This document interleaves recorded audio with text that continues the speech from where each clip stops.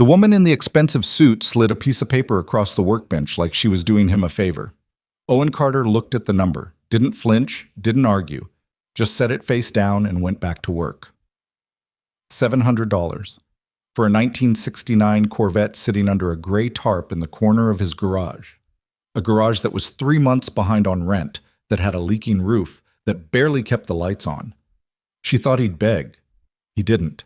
And that single moment of silence was about to change everything for both of them. If this story pulls you in, hit that like button. Drop a comment with the city you're watching from. I want to see how far this story travels. Now let's get into it. The first thing you noticed about Carter's automotive wasn't the cars. It was the smell. Motor oil, old rubber, burnt coffee from a pot that probably hadn't been cleaned since the previous decade. It hit you the moment you stepped through the side door, a heavy, lived-in smell that clung to your clothes long after you left. The fluorescent light above the main bay flickered in a slow, lazy rhythm, like it was trying to decide whether today was worth the effort. Half the time, Owen ignored it. He'd been meaning to replace the ballast for 6 months. 6 months had a way of turning into a year out here. The garage sat on Route 9, about 11 miles outside Richmond, Virginia, wedged between a shuttered tire shop and a field that used to grow soybeans and now grew nothing but weeds and old fence posts. There was a hand-painted sign above the entrance, white letters on navy blue, cracked from 2 summers of sun, that read, "Carter's Auto Repair. Honest work. Fair price." Owen's father had painted that sign. Owen had never once considered taking it down, even when the honest work stopped producing a fair living. He'd inherited the garage at 24, right after his father's stroke. Hadn't planned on it. Had a whole different picture of his life back then. Vague, the way young men's plans tend to be, but it involved moving west, maybe Denver or Albuquerque, somewhere the sky felt bigger. Instead, he came home for what he thought would be 2 months and stayed for 8 years. The garage needed him, and then Lily needed him. And those two needs together were a gravity he couldn't fight and eventually stopped trying to. Lily was 6 now. She had her mother's nose and her grandfather's stubborn streak, and Owen's tendency to go completely quiet when she was working something out in her head. She also had a habit of wandering into the garage on Saturday mornings with a juice box and a stuffed rabbit named Gerald, climbing up on an old oil drum he'd padded with a folded tarp, and watching her father work with the focused attention of a NASA engineer monitoring a launch. She didn't say much on those mornings. Neither did he. It was one of his favorite things about her, that she understood some silences were just comfortable. Her mother had been gone for 4 years. Not dead, which in some ways made it harder. Melissa had left on a Tuesday in November, said she wasn't built for this kind of life, handed Owen a diaper bag and a list of pediatrician appointments, and drove west in the direction of his old, unformed dreams. He got a Christmas card the first year, then nothing. Lily didn't ask about her anymore, and Owen didn't bring her up, and they had constructed between them a quiet, functional world of scrambled eggs and bedtime books and Saturday mornings in the garage that worked well enough. It wasn't the life he'd planned, but it was a life, and it was theirs, and he was protective of it in a way that had no name. The financial situation was a different matter. Carter's Automotive had maybe 8 regular customers left.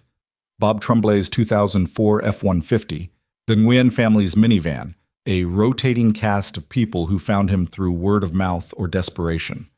It wasn't enough. It hadn't been enough for a while. The rent on the property.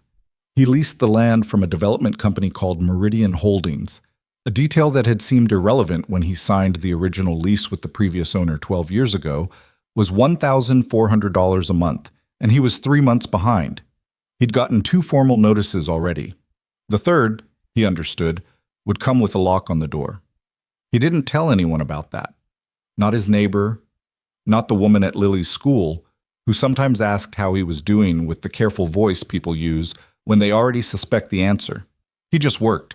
Showed up every morning at 6:15, opened the bay door, put on coffee he barely tasted, and found something to fix. On the morning that changed everything, he was underneath Bob Tremblay's F-150 working on a brake line that had developed a hairline fracture. The kind of quiet failure that doesn't announce itself until suddenly you're pumping a pedal and nothing happens. It was a Tuesday. October, cold enough that he could see his breath inside the bay when he first opened up. He heard the car before he saw it. A black Lexus ES, new enough that the tires still had that dark, almost wet look. It pulled into the gravel lot outside with the careful precision of someone who didn't trust gravel. Owen slid out from under the truck, wiped his hands on the rag he kept tucked in his back pocket, and watched a woman step out. She was around 30, maybe a little younger, wearing a charcoal blazer over dark slacks that had obviously not been purchased anywhere in this county. Her hair was pulled back tight, and she carried a leather portfolio under her arm, the way people carry things when they want you to notice that they carry things like that. She looked at the sign above the door, then looked at the garage itself, and Owen caught just a fraction of a second where her expression did something involuntary. Not quite a wince, more like a recalibration. "Carter's Automotive?" she said. "That's what the sign says." He didn't say it rudely, just factually. She walked toward him with her hand extended. "Charlotte Hayes, I'm with Meridian Automotive Acquisitions." He shook her hand. "Owen Carter." "I know." She glanced toward the far corner of the garage, where a shape sat beneath a gray tarp, and Owen felt something tighten in his chest without quite knowing why. "I'm here about the Corvette." He'd gotten a letter 3 weeks earlier. It had come in a cream-colored envelope with Meridian Automotive Acquisitions printed in the upper left corner in restrained, tasteful font. The kind of font that costs more than it looks like it does. The letter was professionally worded, expressed significant interest in his 1969 Corvette, and invited him to contact them for a preliminary valuation conversation. Owen had read it twice, put it in the top drawer of his desk under some other papers, and hadn't thought about it much since. He hadn't thought about it, but he hadn't thrown it away either. The Corvette had been in that corner for almost 6 years. It had come to him through Harold Bennett, who had died of a heart attack 5.5 years ago at the age of 71. Working late in his own garage the way he always had because Harold Bennett didn't know how to stop working. Harold had been Owen's mentor. That word felt small for what he actually was, but Owen had never found a better one. He'd known Harold since he was 16, had spent 4 years learning from him before Harold's health forced him to slow down and eventually close his own shop. The Corvette had arrived on a flatbed truck 6 months after Harold's death, with a brief note from Harold's attorney explaining that it had been left to Owen in the will. Owen had helped Harold work on that car years earlier. He remembered it differently then. Remembered it as something alive, something that made a particular sound when the engine caught that you could feel in your sternum. He didn't know everything about its history. Harold hadn't talked about it much. Harold hadn't talked about many things much. What Owen knew was this: the car had meant something to Harold. And because it had meant something to Harold, Owen covered it with a tarp and left it in the corner and didn't try to sell it, didn't try to restore it, just let it sit there in the way that things you're not ready to deal with tend to sit, occupying space, accumulating weight. He'd never gotten it appraised. He'd thought about it, the way you think about things you keep postponing. But there was always a brake line that needed fixing, or Lily's school shoes had worn through, or the bay door motor was acting up again. The Corvette waited. He let it. "You want to see it?" Owen asked Charlotte Hayes. "If you're willing." He led her across the garage floor, stepping around a transmission he'd pulled from a Buick 2 days ago and hadn't had time to get back to. He reached the tarp and pulled it off in one motion, and it came away with a soft whisper of dust that caught the light. Charlotte was quiet for a moment. The car was, well, it was something, even to an untrained eye, even under fluorescent light with a flickering bulb and the smell of oil in the air. It sat low, the lines of it long and deliberately aggressive, a deep midnight blue that had faded to something slightly more complex, more layered over the years. The chrome was dulled but present. There were scratches along the driver's side door that Owen had always meant to ask Harold about but never had. The hood was down. The interior, visible through the window, was in the original red leather, cracked along the seams but intact. Charlotte set her portfolio on the hood. Owen almost said something about that, then let it go, and opened it. She flipped through some papers, made a few notes, and walked around the car once the way someone walks around something they're trying to price rather than understand. "When did you acquire it?" she asked. "Almost 6 years ago. Friend left it to me." "Has it been driven since you've had it?" "No." "Any documentation? Title, maintenance records, anything like that?" "Title's in the desk." No maintenance records from before Harold, from before I got it. I'd have to go through his papers, and I haven't done that. She nodded, writing something down. Have you had it appraised? No. Another note. He watched her but couldn't read her face. She had a professional quality of blankness that he suspected was practiced. Okay. She stopped walking and faced him. I'm going to be straightforward with you, Mr. Carter. The market for cars like this depends enormously on provenance, condition, and documentation. Without verifiable history, a restoration project vehicle in this condition, even a '69 Vet, is a difficult sell. We'd be taking on significant risk in terms of research, restoration costs, and marketing. She opened to a specific page in her portfolio and slid it toward him on the workbench. We're prepared to offer $700. Owen looked at the paper. $700. He read it twice, the way he'd read her company's letter. Then he set it face down on the workbench, picked up his rag, and went back to Bob Tremblay's truck. Charlotte blinked. Mr. Carter? You can leave a card if you want, he said from underneath the truck. I'll think about it. There was a pause. He heard her footsteps on the concrete, thought she was leaving, then they stopped. The offer is a fair reflection of current market uncertainty, she said, and there was something slightly different in her voice now, as not quite defensive, but no longer quite neutral either. I heard you the first time, Owen said. He wasn't being rude, he was being honest, which sometimes reads the same way. Another pause, longer. He focused on the brake line. I'll leave the portfolio, Charlotte said finally. Okay. He heard the door to the Lexus close a few minutes later. He stayed under the truck for another 20 minutes, working steadily. When he came out, the portfolio was still on the workbench. So was her business card, placed on top with a precise, deliberate alignment that suggested she'd spent a half-second longer on it than was strictly necessary. He didn't look at either one. He poured himself a cup of the stale coffee and stood in front of the Corvette for a long time. $700. He wasn't a car appraiser. He wasn't a historian. He couldn't tell you what the car was worth in any precise sense. But he knew enough about the world to understand that a company doesn't send someone in a Lexus with a leather portfolio to offer $700 for something worth $700. That math didn't work. The drive alone cost more than the offer. Something was off. The question was what?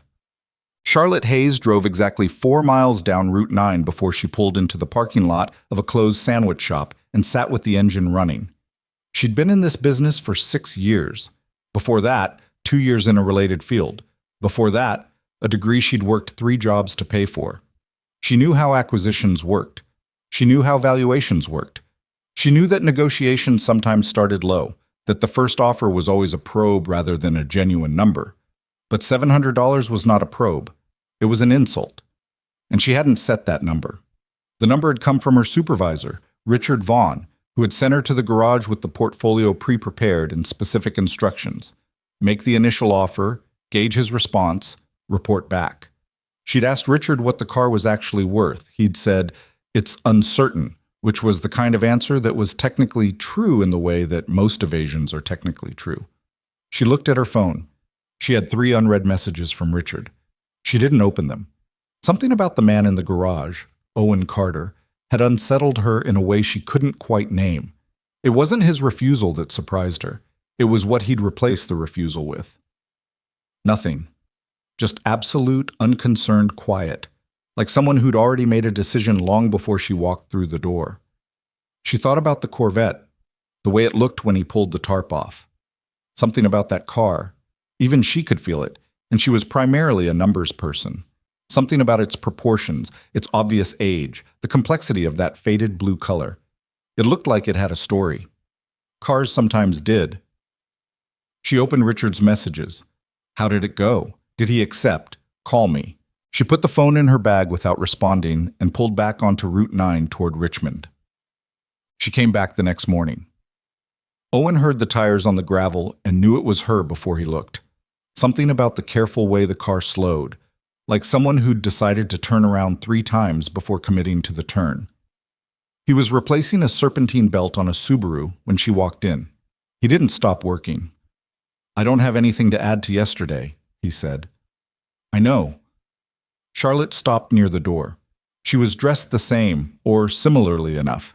Professional, careful. But she was holding her own coffee cup this time, from what looked like the gas station 2 miles down the road. Not her usual environment, Owen guessed. I wanted to ask you something that's not really part of my job. He looked up at that. Okay. Do you know anything about the history of that car? Beyond what you told me yesterday? He studied her for a moment. She didn't look away. Why? Because I've been doing this long enough to know when a number I'm given doesn't add up, she said, and yesterday's number didn't add up. Owen set down the belt and straightened. This was the most honest thing anyone from a company like hers had said to him in a long time, possibly ever. He didn't quite trust it, but he gave it weight. Harold, the man who left it to me, he was a race engineer, Owen said, back in the 60s, 70s. I know he built cars. I know he raced them. I don't know much more than that because Harold wasn't the kind of person who told you things about himself directly. You'd have to already know to know. Charlotte nodded slowly. Did he leave any papers with the car? Documentation of any kind? He left a box. Owen's voice was neutral. I haven't opened it. Charlotte was quiet for exactly 3 seconds. You haven't opened it? No. Why not? He didn't answer right away. The belt hung in his hand. Outside, a truck went by on Route 9, and the garage vibrated slightly, the way it always did when something heavy passed. Not ready to, he said finally. It was probably the most honest answer he'd given anyone in months. He was a little surprised he'd said it out loud. Charlotte looked at him for a moment, then looked at the car, then looked back at him. What if the box matters? She asked. Not aggressively, just the way someone asks a question that they've been holding for a while. Then it'll still matter when I'm ready, he said, and went back to the Subaru. She came back a third time. This time, she didn't come alone. Owen heard 2 vehicles, which was unusual. He was out front checking the mail. The third notice from Meridian Holdings was in there, as expected, printed on paper heavy enough to feel like a statement about power. When the black Lexus came in, and behind it a tan Ford pickup that had more miles on it than God. Charlotte got out of the Lexus. 2 men got out of the pickup. The first was tall, somewhere in his late 60s, with a particular kind of physical economy Owen associated with people who'd spent their lives in mechanical spaces. Not bulky, just dense, like someone had removed everything unnecessary. He wore a canvas jacket and moved with a slight stiffness in his right knee that he'd been dealing with long enough to work around without thinking about it. His face was weathered in the specific way of someone who'd spent time outdoors in all conditions for many decades. The second man was shorter, mid-70s maybe, with thick glasses on a face that managed to look both professorial and grease-stained at the same time. He was carrying what appeared to be a hard-sided briefcase of the type that usually held instruments or documents that people wanted to protect. Owen Carter, Charlotte said. She looked slightly uncertain, which was different from her previous visits. These men asked if they could come with me. I want to be honest with you. I'm not entirely sure what's happening either. The tall man stepped forward. Victor Lawson. He put out a hand. His grip was firm but not performative. I used to race cars, among other things. The name did something faint in Owen's memory. Not recognition exactly, more like the outline of recognition, the shape of something he should know. Samuel Reed, the shorter man. His handshake was lighter, more distracted, as if part of his attention was already elsewhere, specifically, Owen realized, already directed past him toward the garage interior. I've been an engineer and historian in this field for going on 40 years. I knew Harold Bennett. Owen went still. Harold Bennett, he repeated. For about 30 years, Samuel said. I'm sorry for your loss. Harold talked about you. More than you probably know. Owen didn't say anything. He looked at Charlotte, who gave a small, precise shrug that said, I know as much as you do right now. You want to come in, Owen said. It wasn't quite a question. Please, Victor said. Tut. He led them through the garage to the Corvette. He didn't pull the tarp off immediately. He stood with his hand on it and looked at Samuel. Why are you here? He asked. Directly, no cushioning. Samuel set his briefcase down on the workbench. Because I saw the acquisition inquiry in an industry newsletter 3 days ago. Meridian Automotive Acquisitions put out a discreet inquiry about a 1969 Corvette in the possession of an Owen Carter, outside Richmond. He paused. The description they used matched a car I've been looking for a long time. Looking for. There were 6 cars built for the 71 Catawba Cup Racing Series, Samuel said. Independent commission, private team, engineered by Harold Bennett over the course of about 2 years. Those cars had a particular configuration, a modified fuel delivery system that Harold designed himself, along with specific chassis reinforcements that were unique to that build. They were fast, genuinely, uncomplicatedly fast in a way that came from engineering rather than budget. The team won the series championship that year. He stopped. All 6 cars were eventually sold, modified, wrecked, or disappeared. Over the years, I've accounted for 5 of them. 1 survived intact, and I could never find it. Owen's hand tightened on the tarp. "Pull it back," Samuel said quietly. Not a command. More like a man asking permission for something he'd been waiting a long time to ask. Owen pulled the tarp. Samuel put on his glasses and leaned forward. He walked around the car the way a physician walks around a patient. Not admiringly, not casually, but with a focused, specific attention to particular points. He crouched near the rear wheel well. He looked at the underside of the front bumper. He opened the driver's door. He looked at Owen first, and Owen nodded, and leaned down to examine the chassis plate. Then he stood up and took his glasses off and cleaned them on his shirt, which was a thing Owen had noticed people did when they needed a moment to organize what they were feeling. "It's the car," Samuel said. Victor, who had been standing back during all of this with the contained patience of someone who already knew what Samuel was going to say, let out a slow breath through his nose. Not dramatic, just real. "You're sure," Owen said. "The chassis modifications are on the inside of the door column. There's a specific notation stamp there that Harold used on all 6 cars.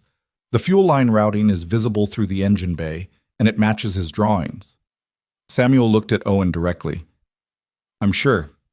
Owen looked at the car. He'd looked at it probably 10,000 times in 6 years. It looked different now. Not visually.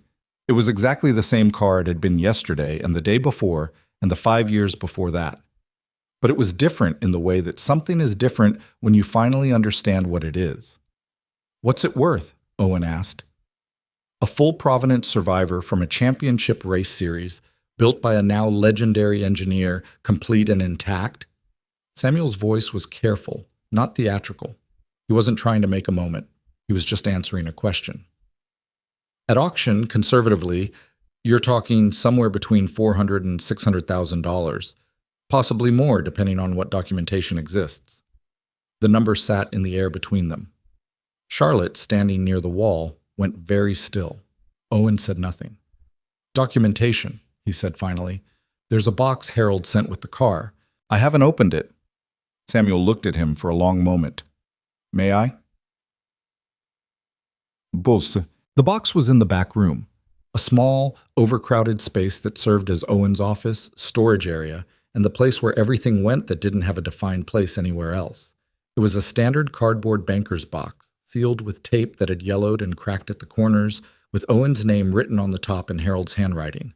Harold had written in a particular way, precise and small, the handwriting of someone who'd spent decades making careful notes in logbooks and margins. Owen cut the tape with his pocket knife and opened the box. Inside was a stack of folders, held together with rubber bands that had mostly rotted through.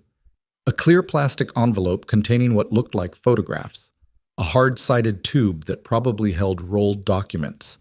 And on top of everything, a plain business envelope with Owen's name on it in the same precise handwriting.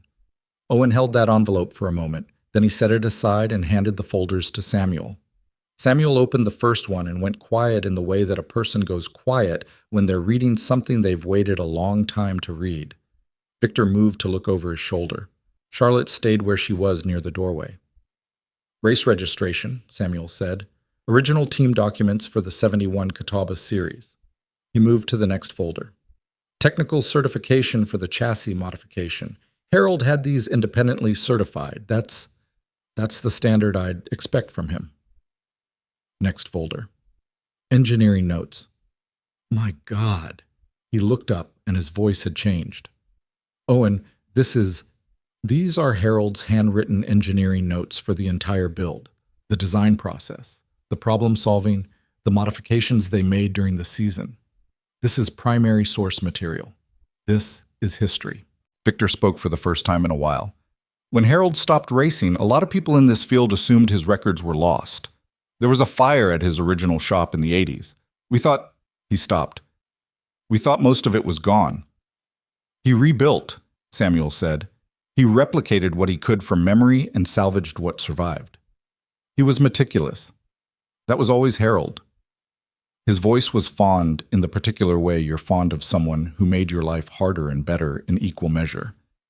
Owen was watching all of this from the doorway of his own back room in his own garage and feeling like a stranger at a gathering where everyone else knew the language. "Why do you leave it to me?" he said. The question came out smaller than he intended. Samuel and Victor looked at each other. It was Victor who answered. Harold trusted very few people in his life, Victor said. He had opinions about most people in this industry that were not flattering, but he talked about you differently. Even in the last few years, when I'd see him at events or call to catch up, he'd mention you. A pause. He said you understood engines the way most people understand faces. Said it was something you either had or you didn't, and you had it completely. Owen looked at the floor. He said a lot of things, Victor added, but the things he said about you were different from the things he said about most people, which is that he said them at all. The envelope with Owen's name on it sat on the workbench while Samuel worked through the documentation, and Victor made 2 phone calls outside, and Charlotte stood near the wall looking like someone whose map had just revealed terrain she hadn't known existed. Owen made coffee. He made it badly, the way he always did, and poured it into 4 chip mugs without asking if anyone wanted any. He put the mugs on the workbench. 3 of them got picked up. At some point, Charlotte said, quietly enough that only Owen heard, "The offer I gave you was wrong." He looked at her. "I don't mean it was strategically low, which it was," she said. "I mean it was given to me as something I was supposed to present without questioning it. I was told what the car was worth before I looked at it." A pause. "I don't do this job that way. I thought I didn't do this job that way." Owen turned back to his coffee. "Whose number was it?" "My supervisor's." "Richard Vaughn?" She looked at him. "You know him?" "No," Owen said. "But the name's on the property lease. Meridian Holdings. I've been getting letters from them about the rent." Charlotte went still. Owen watched something move across her face. Not shock, not quite. More like the arrival of a piece that had been missing from a picture she'd been looking at for a while. "They own this property," he said, "and they sent you to buy the car." He let that sit for a moment. "What do you think the odds are? That's a coincidence?" She didn't answer because there wasn't anything to say to that. "The rent notices," Owen said, "the ones saying I'm behind, they started about 2 months after I got that first letter from your company." He said your company without accusation, just precision. "I don't know if that's connected, but I notice things." Charlotte sat down on an overturned bucket, the same bucket Lily usually claimed on Saturday mornings, and pressed her fingers briefly against her forehead. "I'm sorry," she said. "I need to think." "Take your time," Owen said. He went back to the Subaru. He still had a serpentine belt to finish. He was working on the belt when he heard the third vehicle, not the careful tires of Charlotte's Lexus. Not the heavy, unhurried pull of Victor's old truck. Something different. Faster into the lot. A more decisive stop. The sound of a car being parked by someone who'd never been uncertain about a parking space in his life. Owen slid out from under the Subaru in time to see a man come through the garage door. He was in his mid-50s, broad through the shoulders, wearing a suit that was 1 grade better than Charlotte's, and carrying the particular energy of someone who believes their arrival is an event.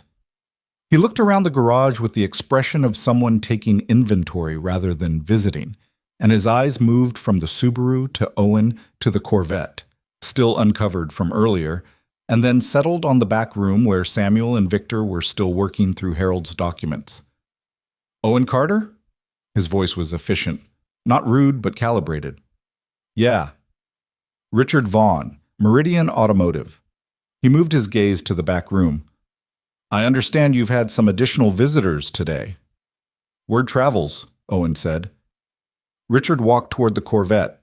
He didn't ask permission. He put his hand on the hood, the same spot Charlotte had set her portfolio the day before, and looked at it the way you look at something that belongs to you before the paperwork catches up. "The situation has evolved," Richard said. "We're in a position to revise our original offer significantly. Given what I understand about the documentation that's been uncovered, we think a more appropriate number is closer to $50,000. Owen heard Charlotte come in from the back. He didn't look at her.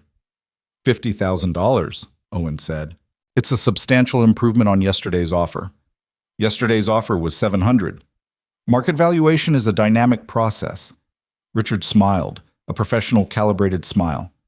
"We're prepared to move quickly. Wire transfer? This week? No auction wait? No risk on your end." Owen looked at the car, then back at Richard. "What do you know about this car?" A brief pause, brief enough that someone not paying attention would miss it. "What do you mean?" "What do you know about it? Its history, what it is." "It's a 1969 Corvette in restorable condition." "You've had people researching this car," Owen said. Not accusatory, just accurate. "Before Charlotte came here the first time, before the letter your company sent, you knew what it was before you offered me $700. Richard's smile didn't disappear. It just stopped moving, the way a clock stops. "That's a serious accusation," he said. "It's an observation," Owen said. "I'm not a lawyer, I'm just noting what seems to be true." From the back room, Samuel appeared in the doorway. He looked at Richard with the polite, attentive expression of someone who'd been listening for the last 2 minutes and processing it carefully. "Richard Vaughn," Samuel said pleasantly. "It's been a few years." Richard turned. Something shifted in his posture. Not much, but Owen caught it. "Samuel, I didn't know you were involved in this." "I'm not involved," Samuel said. "I'm just here. There's a difference." He moved to the workbench and set down the folder he was holding. "I've just finished a preliminary review of the documentation in Harold Bennett's archive. Complete provenance, certification, engineering records, race history." He said it the way he would say any fact, without performance. "I think you know what that means for the car's value." Richard looked at Owen. $80,000, he said. "Final offer. You'd be foolish to walk away from that." Owen was quiet for a moment. He moved to the workbench and opened the top drawer. He reached past Charlotte's business card, past the letters from Meridian Holdings, and pulled out a plain white envelope. He set it on the workbench between himself and Richard. "That's the overdue rent," Owen said. 3 months, plus the late fees. I prepared that 3 weeks ago, when I got your first letter." Richard looked at the envelope. "I had a feeling," Owen said simply, "that this situation was going to get complicated. So I made sure the one piece of leverage you had wasn't available to you." The garage was quiet. The fluorescent light flickered, found itself, held. Richard picked up his envelope, the one Charlotte had brought with the original offer, from the workbench. He straightened it, a precise automatic gesture. "This isn't over," he said. "I know," Owen agreed, "but you should go." Richard left. His car backed out of the lot faster than it had come in. Yeah. After he was gone, the garage felt different. Bigger somehow, the way spaces feel when a certain kind of pressure leaves them. Charlotte was standing near the Corvette with her arms crossed. Not defensively, just like someone holding herself together while she sorted through a lot of information fast. Victor came in from outside, where he'd stepped during Richard's visit, and looked at Owen. "That envelope," Victor said. "When did you actually put the money together?" 3 weeks ago, Owen said. "Like I said." "Where'd it come from?" Owen looked at the workbench.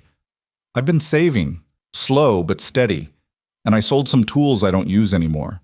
And my neighbor, Bob Tremblay, the guy whose truck is right there, he heard I was having a hard stretch and lent me some without me asking. I told him it might be a while before I could pay it back."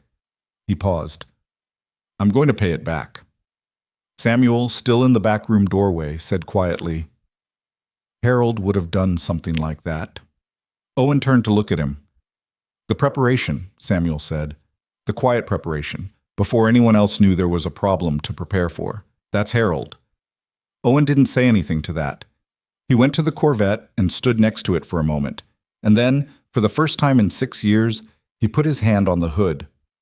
The metal was cool under his palm. The old blue paint had a texture to it, not smooth, not perfect, layered with time in a way that smooth things aren't. He stood there for a while. Then he went and picked up Harold's envelope from the back room. He carried it to the workbench and sat down on his stool. He looked at the handwriting on the front. His own name, small and precise, the way Harold did everything. He opened it. The letter inside was one page, handwritten, front and back. The date at the top was 3 months before Harold died. Owen read it slowly, in the way he did everything that mattered, and the garage was quiet around him, and whatever his face did while he read it, he did privately. When he set the letter down, Samuel and Victor and Charlotte were all looking at other things, the documents, the wall, the floor, with the careful tact of people who understood that something private was happening and weren't going to intrude on it. Owen folded the letter and put it in the pocket of his work shirt. "Okay," he said. His voice was steady. "What do we do next?" Outside on Route 9, a car went by. The building vibrated slightly. The light flickered once and held. The Corvette sat uncovered in the corner, finally. The letter stayed in Owen's shirt pocket for the rest of that day. He didn't take it out again, didn't read it a second time, just worked with it there, folded against his chest, aware of its weight the way you're aware of a bruise. Not constantly, but reliably, every time something pressed against it. After Richard left, the garage settled into a different kind of activity. Samuel spread Harold's documents across the workbench with the careful deliberateness of a man who understood that what he was handling was irreplaceable. He'd put on a pair of thin cotton gloves that he'd produced from his briefcase, and he worked through each folder in sequence, reading slowly, occasionally making small sounds. Not words, just the sounds a person makes when something confirms what they'd long suspected but never been able to prove. Victor had found the stool near the wall and was sitting on it with his long legs stretched out, watching Samuel work, and sometimes watching Owen work, with the patient attention of someone who'd spent a lot of years in garages waiting for things to be ready. He'd accepted the terrible coffee without complaint, which Owen appreciated. Charlotte had gone to her car and come back with her own laptop and a phone she was ignoring the notifications on. She sat at the far end of the workbench and typed occasionally, but Owen got the sense she was typing slower than she normally would, that part of her attention was elsewhere, working through something she hadn't resolved yet. The Subaru's serpentine belt got finished. Owen moved to a coolant flush that was 2 days overdue. He worked through the afternoon with the steady, unhurried pace that was just how he worked, and the others moved around him in the garage the way water moves around a fixed point, and nobody made it into a thing. Around 4, he heard the school bus on Route 9. He set down his tools, wiped his hands, and walked to the end of the driveway. Lily came down the bus steps with her backpack on both shoulders and Gerald the rabbit tucked under one arm, and when she saw him standing there, she didn't run to him or wave dramatically. She just adjusted her trajectory slightly toward him and kept walking, which was exactly what he would have done at her age and which he considered evidence that they were fundamentally the same kind of person. "Who are those cars?" she said, looking at the lot. "People I'm talking to." "About what?" "The Corvette." She looked at him with the particular evaluative expression she'd developed recently, the one that meant she was deciding whether the adult answer she'd received was the complete answer or just the convenient part of it. "The blue one under the blanket? It's a tarp." "The blue one under the tarp," she amended, without inflection. "Yeah." She considered this. "Is it good or bad?" "Still working that out," he said honestly, which was the policy he'd adopted. Tell her the true thing in the simplest form available. She was 6, not fragile. There was a difference. She nodded, apparently satisfied with this for now, and walked past him into the garage. He followed her in and watched her do what she always did, register the new faces, not in a shy way, but in a measuring way, like someone conducting a quiet census of the room. Victor saw her first. He looked from Lily to Owen and back, and something in his weathered face rearranged itself into something less guarded. "Hey there," he said. Lily looked at him. "Hi."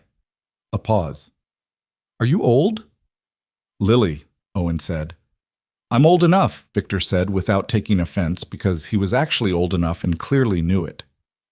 "Samuel," Samuel said from behind his documents, without looking up. Then he looked up. He looked at Lily, then at Owen. "She has your eyes," he said. "People say that," Owen said. "It's not a bad thing," Samuel said and went back to the folders.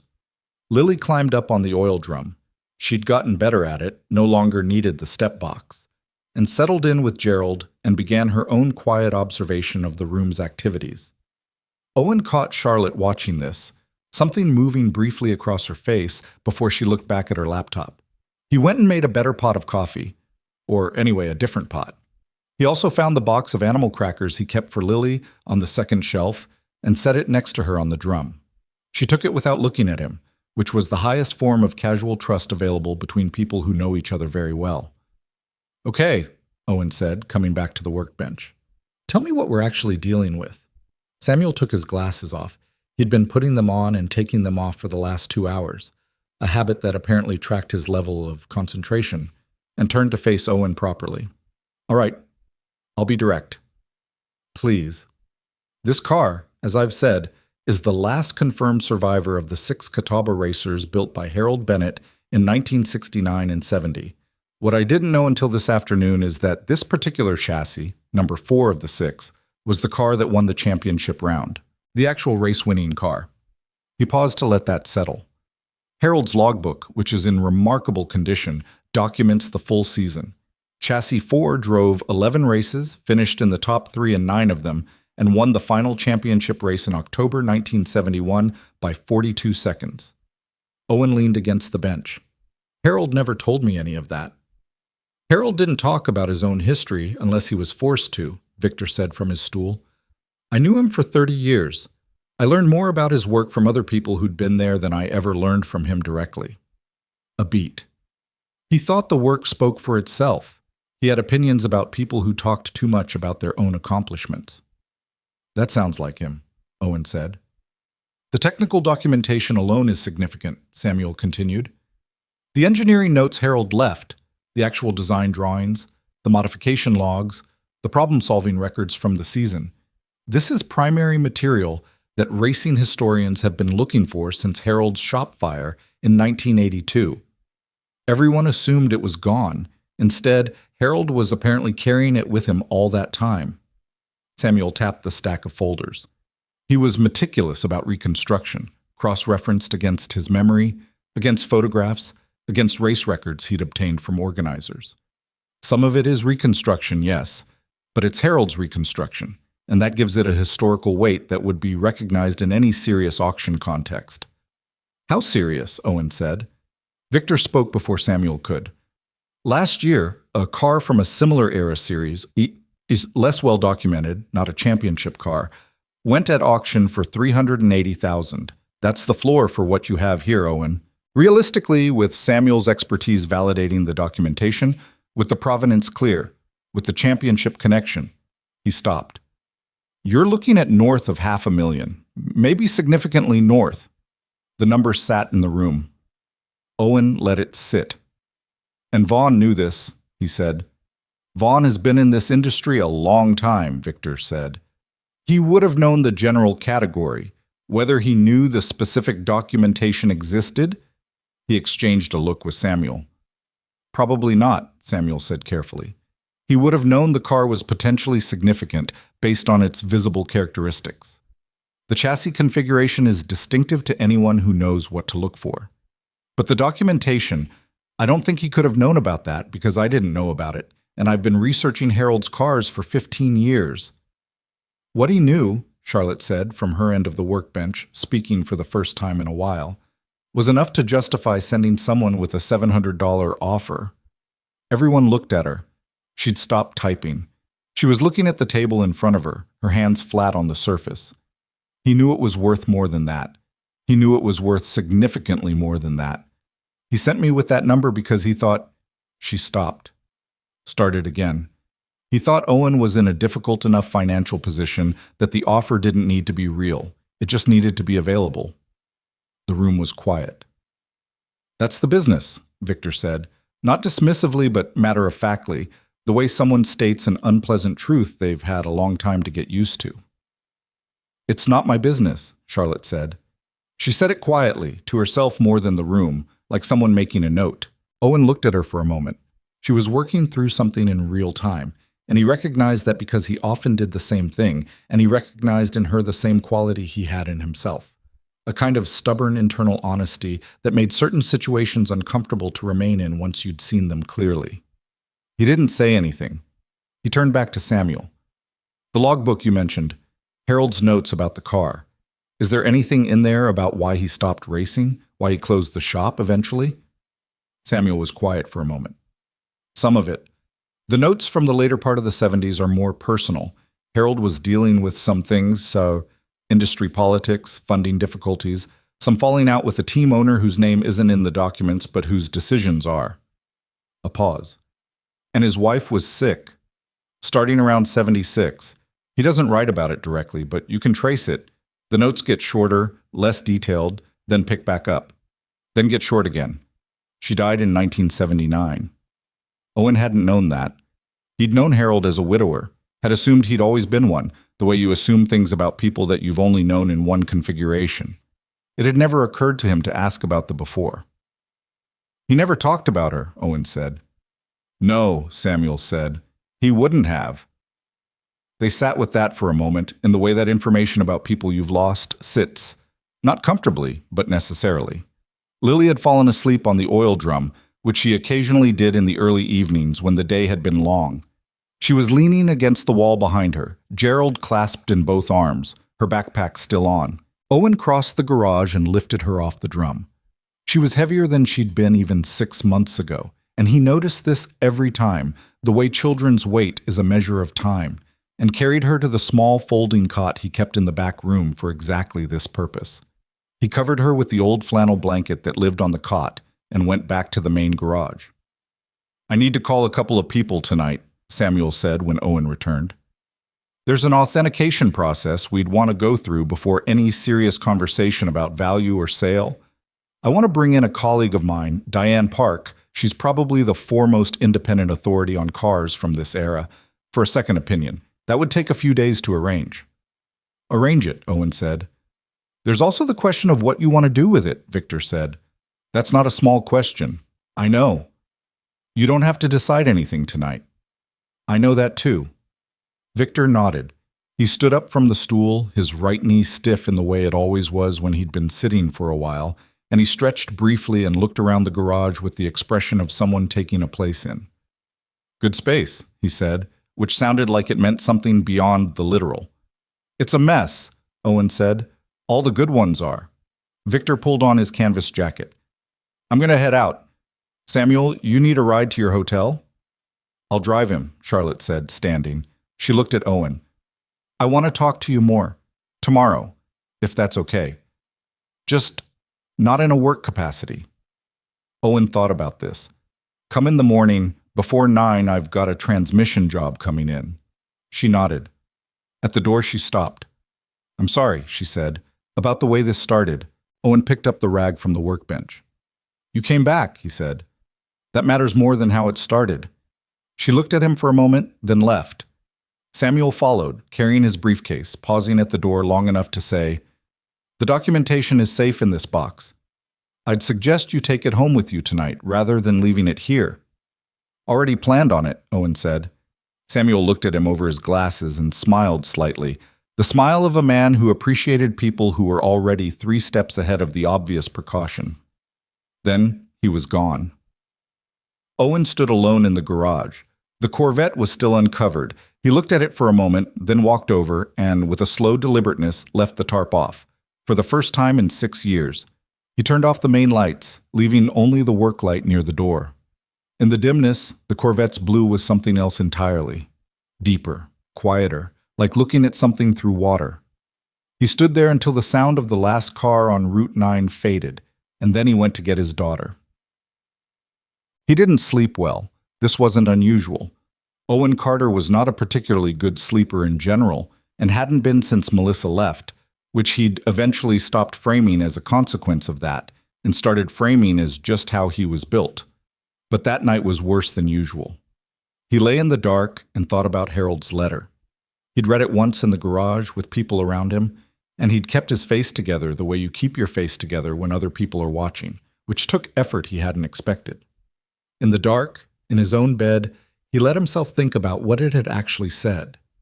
Harold had written it 3 months before he died, which meant he'd known, or suspected, something was coming. Harold was the kind of man who would have known. He'd had 2 cardiac events in the 2 years before. Minor ones, he'd described them when he mentioned them at all. But Harold's definition of minor and most people's definition of minor occupied different territories. The letter wasn't dramatic.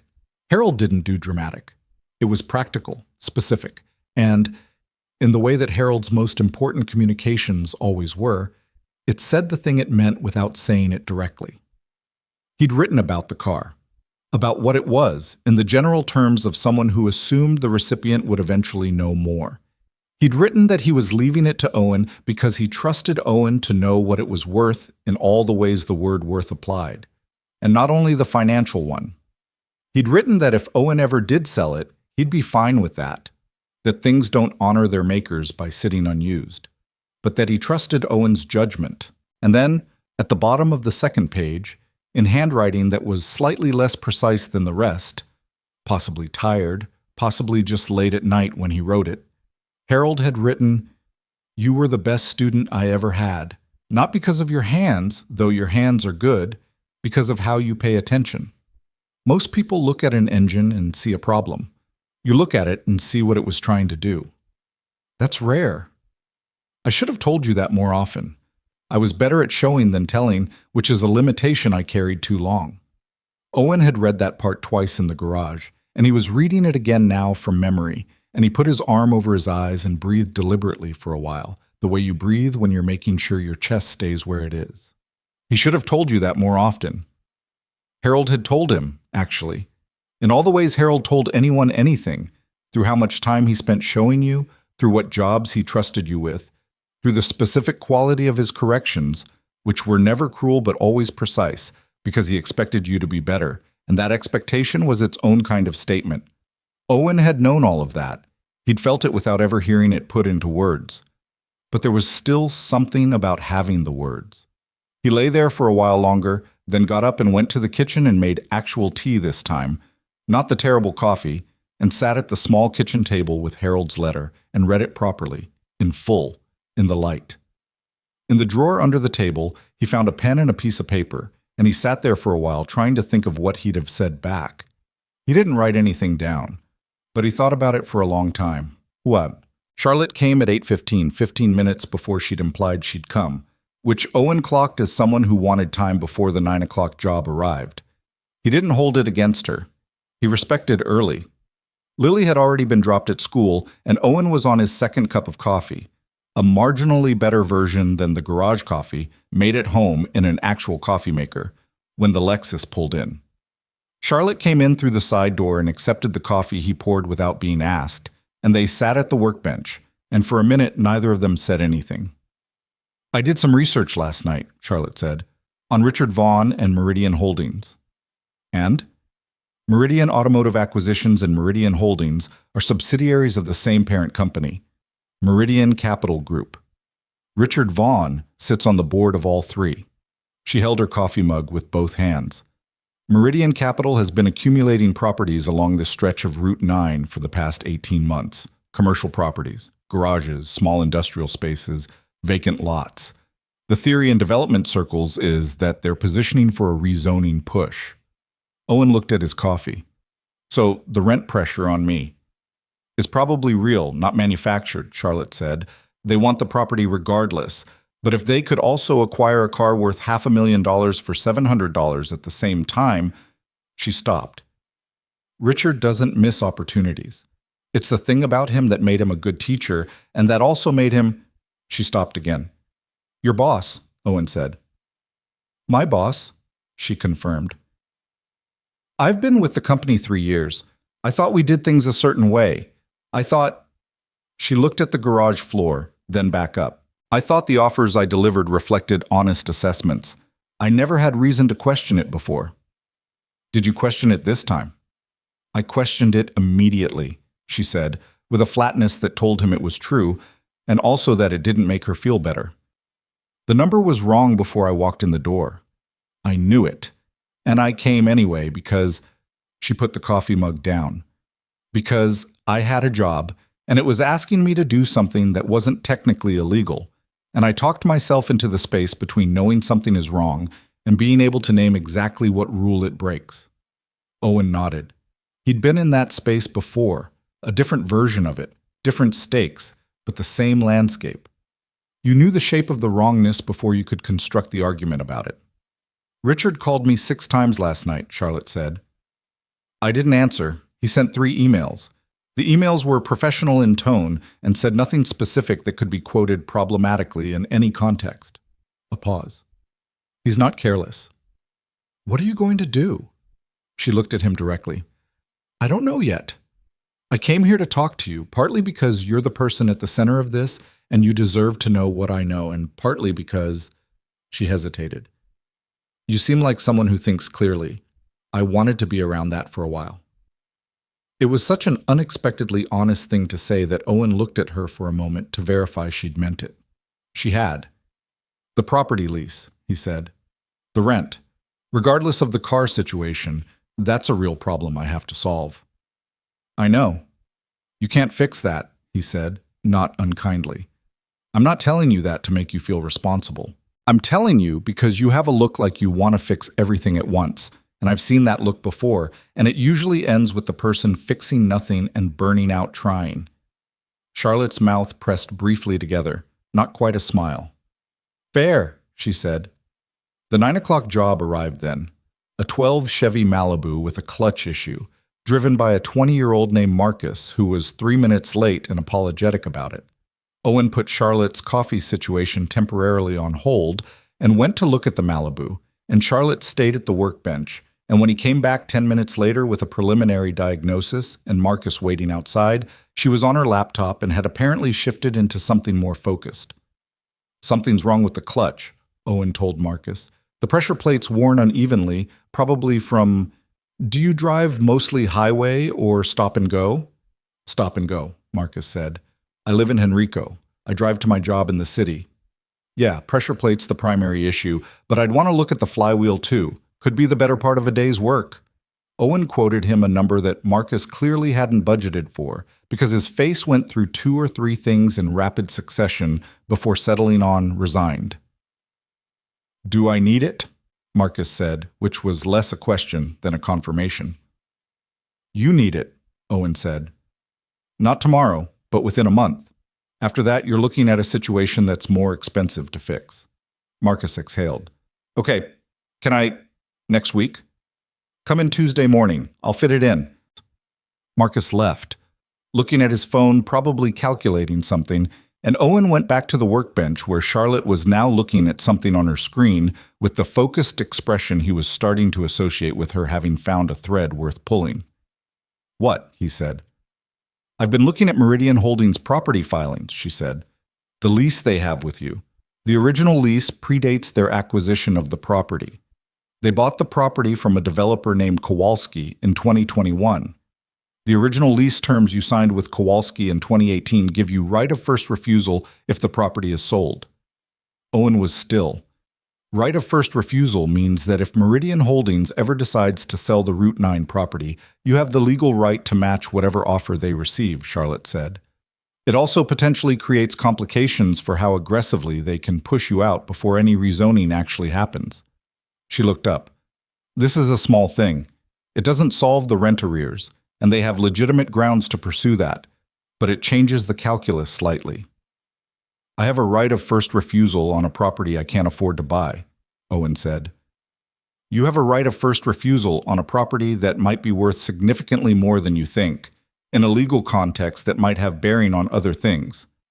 She paused. You need a lawyer. I know that. Do you have one? I know a woman who did Bob Tremblay's divorce. She does general practice. Charlotte pressed her lips together, and Owen saw her working to say the next thing carefully. You might need someone who handles commercial real estate and corporate law specifically. It's gotten complicated in a way that general practice might not fully cover. General practice lawyers are expensive, Owen said. The kind you're describing are more expensive. Yes, she said. I know. She went back to her laptop and was quiet for a moment. Let me look into something. You don't need to, I know I don't need to, she said without looking up. I want to. Let me. He let her, because arguing with someone who had that particular quality of focused determination was a resource expenditure he didn't have available, and also because the help was real even when the situation that made it necessary was wrong. Samuel arrived at 11 with Diane Park. Diane Park was 53, slight, with short gray-streaked hair and the kind of practical clothing, khakis, a good fleece, boots that had been to real places, that suggested someone who preferred tools to impressions. She carried her own kit in a worn canvas bag and looked at the Corvette the way Owen imagined a doctor looked at a patient they'd been reading about for years in someone else's notes, already informed, needing to confirm. She worked for 2 hours without saying much.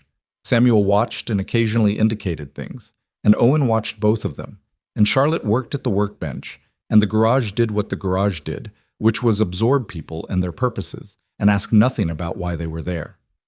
At one point, Diane opened the engine bay and spent a long time looking at something near the firewall, and Owen came over because he couldn't not.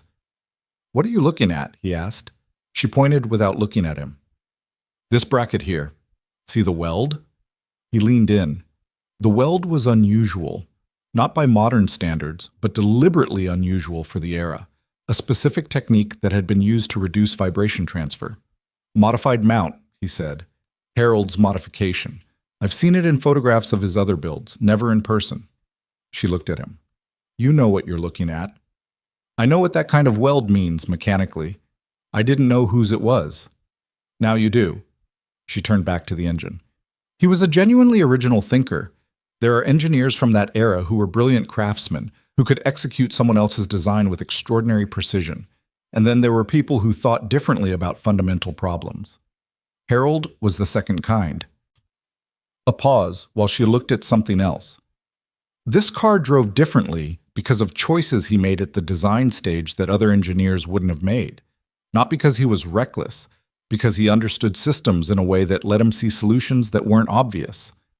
She straightened up and looked at Owen again, with a slightly different quality of attention. "Samuel says you work on engines." "This garage is mostly repairs," Owen said.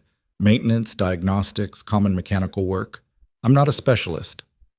"He says you're a specialist who's working out of a garage on Route 9, she said, without cruelty, just precision. Owen didn't respond to that. "Harold's notes," Diane said. "I read the relevant sections this morning. He describes your diagnostic process in some detail. One entry in particular, a problem with a tappet noise that 3 other mechanics had misdiagnosed for 6 months. He describes how you found it in 40 minutes. A pause.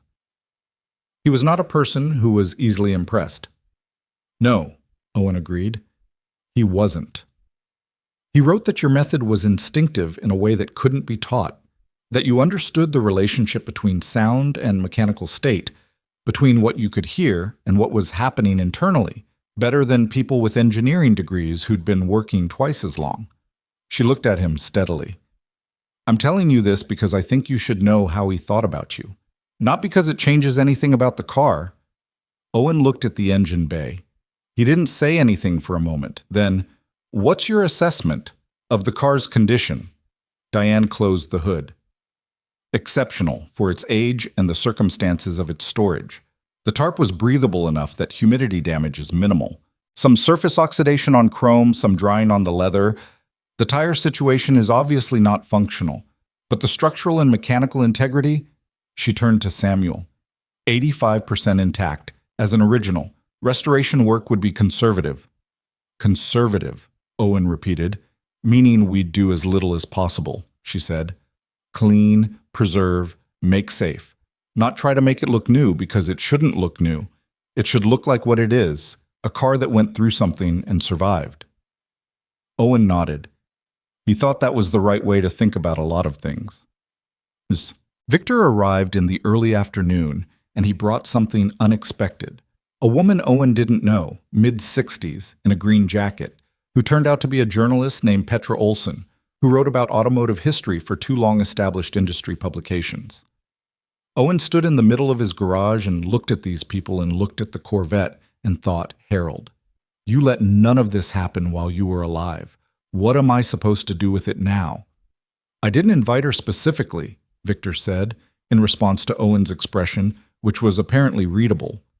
Petra called me this morning. She'd heard through the industry network that a car matching this description had been located. I want to be straight with you. Things are moving in this direction whether we manage it or not. The question is whether you want to be part of managing it. I'm a mechanic on Route 9, Owen said. I don't know how to manage this kind of thing. No, Victor said, but I do. Samuel does. And Charlotte, he glanced at Charlotte, who was still at the workbench. Charlotte knows how acquisitions and valuations work from the inside. Between us, we have most of what you'd need. Why would you all do that? Victor looked at him. Because Harold asked me about a year before he died to keep an eye on the situation. Not specifically. He didn't tell me about the car, which is exactly the kind of thing Harold would do, keep it all separate until it was necessary. But he said there was a young mechanic in Richmond that he'd left something important to, and he wanted me to know about it in case things got complicated. A pause. I didn't know what he meant at the time. I do now. Owen looked at the garage ceiling, the water stain near the north corner, the place where the flashing had never quite sealed right. He'd looked at that stain 10,000 times. He knew its shape by memory. Okay, he said finally. Tell me what managing it looks like. Petra Olson, to her credit, waited until Owen looked at her directly before she spoke. I'm not here to publish anything you don't want published, she said.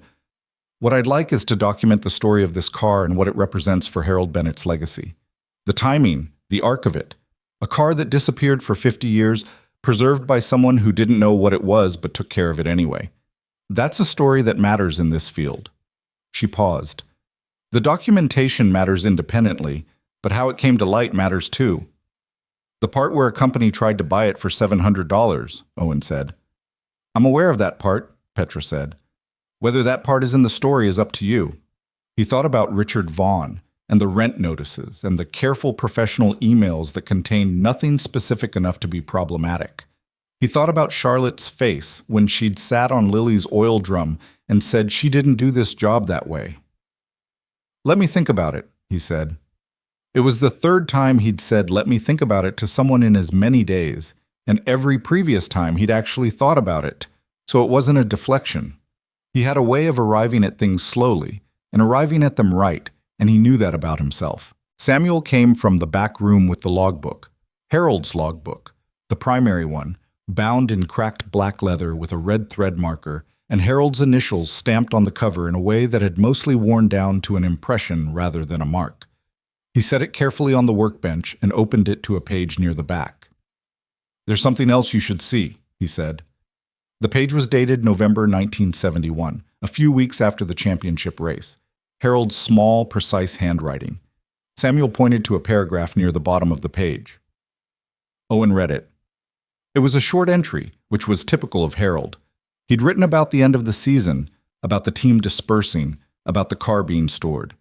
And then at the very end of the entry, almost like a footnote, Harold had written, the car did what it was supposed to do. More importantly, so did the people who built it. I want to remember that later when I'm arguing with someone about why this work matters. It matters because it asked people to be as good as they could be, and they were. Owen straightened up. The garage was quiet for a moment. That's Harold, Owen said, quietly. Yes, Samuel said. That's Harold. Owen picked up his coffee, found it cold, put it back down. He looked at the Corvette, uncovered, in the corner where it had lived under a tarp for 6 years. He thought about the first time he'd seen it, arriving on that flatbed truck with Harold's attorney's note and no explanation. He thought about how he'd covered it that same day, before he'd even really looked at it, because looking at it too closely meant dealing with what it represented, and he hadn't been ready for that. 6 years of not being ready. And now this room full of people who had found their way here through industry networks and old acquaintances and a woman in a Lexus who'd had the stubborn decency to come back when the numbers didn't add up. He thought about Harold's letter, still in his shirt pocket. You were the best student I ever had. He thought about Lily asleep on the oil drum with Gerald. He thought about Bob Tremblay lending him money without being asked. He thought about the third notice from Meridian Holdings, still sitting on the desk in the back room, and the right of first refusal clause Charlotte had found in the original lease. He thought about what it meant that Harold had packed all of this in a box, sealed it, put Owen's name on it, and put it in the hands of an attorney who knew to wait 6 months before sending it. Harold had given him time. Not just the box, not just the car. Time. Enough time to grieve, enough time to settle into the life, enough time to be ready. And then, exactly when the pressure from Meridian started, when the situation was getting complicated enough to require attention, the box arrived in the form of a letter, and then a company with a leather portfolio, and then Samuel Reed's phone call to Victor Lawson. Harold hadn't talked much, but he'd planned carefully. Owen looked at Petra Olson. "Come back in 2 days," he said. "I'll talk to you then." Petra nodded. She seemed like a person who understood when to accept an answer. She left without pressing it. Victor stood, his knee popping audibly as he straightened, and said, "I know an attorney who does commercial property law. Good one. Does some pro bono in situations she considers worth her time. I'll make a call." "I have a lease clause," Owen said. "Charlotte found it." Victor looked at Charlotte with an expression that registered this approvingly. "Good. That's useful. Let the attorney look at it." After the others left, and the garage was quiet, Owen spent 20 minutes with the logbook. He didn't read it systematically. He just turned pages slowly, reading the short entries, the technical notes, the occasional longer reflection. Harold's voice was in them, unmistakable, dry, precise, occasionally wry in a way that Owen had always appreciated because Harold's wry was never performed. It just happened when something struck him as functionally absurd. Near the middle of the logbook, in an entry from early in the 1971 season, Harold had written, "The engine is doing something I didn't expect. This is, so far in my experience, always the beginning of something interesting." Owen read that 3 times. He closed the logbook carefully and covered it with the folder and went back to the Malibu clutch diagnostic he'd promised Marcus he'd fully document before Tuesday. He worked for 2 more hours. The fluorescent light did its thing. Route 9 sent its occasional vibrations through the walls. The Corvette sat uncovered in the corner. At some point, Owen stopped working on the diagnostic and just sat on the stool and looked at it, and he thought, "Harold, the engine is doing something I didn't expect." He thought that was probably about right. The attorney's name was Karen Solis, and she arrived Thursday morning in a 10-year-old Volvo with a cracked rear bumper and a back seat full of file boxes, which Owen decided immediately was a good sign. People who drove cars like that to meetings like this were not performing competence. They simply had it. Victor had called her Tuesday evening. She'd called Owen Wednesday morning, asked him 3 specific questions about the lease, not the story, not the background, just the 3 legally operative facts she needed, and said she'd come by Thursday. She arrived 8 minutes early, which was becoming a pattern with the people Victor sent his way. Owen had made coffee that was slightly less terrible than usual, an effort he attributed to Lily, having pointed out the previous morning that the garage coffee smells like the bottom of a car and that this was maybe not great. He had taken this feedback seriously. Karen Solis shook his hand, set her bag on the workbench next to Harold's document box, and looked at the Corvette with the disinterested appraisal of someone who was not a car person and had no plans to become one. Then she looked at Owen. "You have the original lease with Kowalski?" "Right here." He handed her the folder he'd pulled from the filing cabinet that morning. The filing cabinet was not an organized system. It was more of a system-adjacent arrangement of folders that he could navigate through familiarity rather than logic. But the lease had been easy to find because it was the oldest thing in there. Karen read for 4 minutes without saying anything. Owen poured coffee.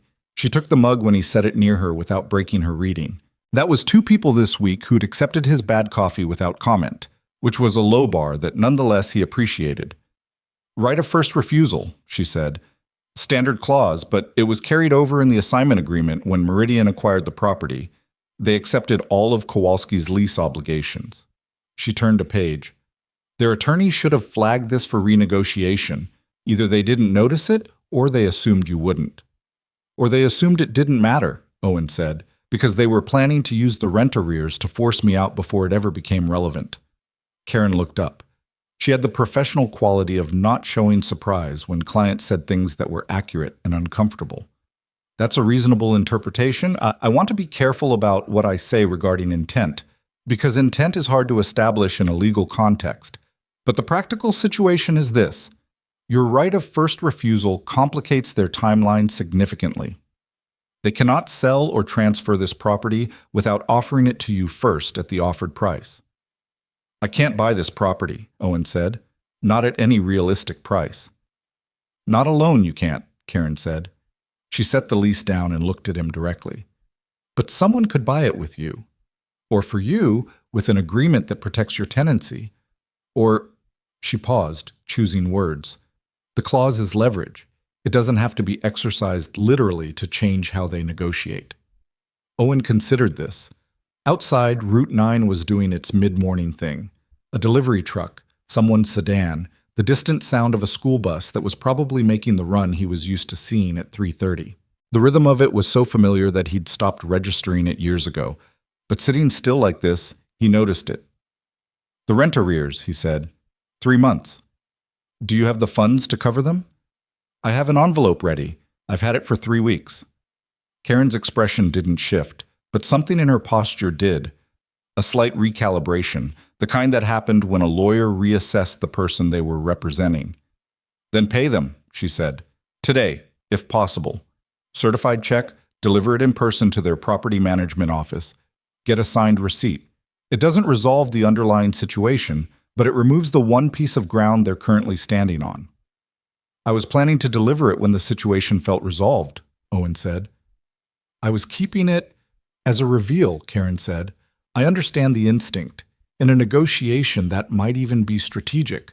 But legally, leaving the arrears unpaid while you have the funds creates a vulnerability. She looked at him. Pay it. Let me handle the leverage. He thought about Richard Vaughn's face when he'd put the envelope on the workbench. The way Richard's posture had changed, that fraction of adjustment that said he'd recalculated. Owen had liked that moment. He was not entirely without ego about it.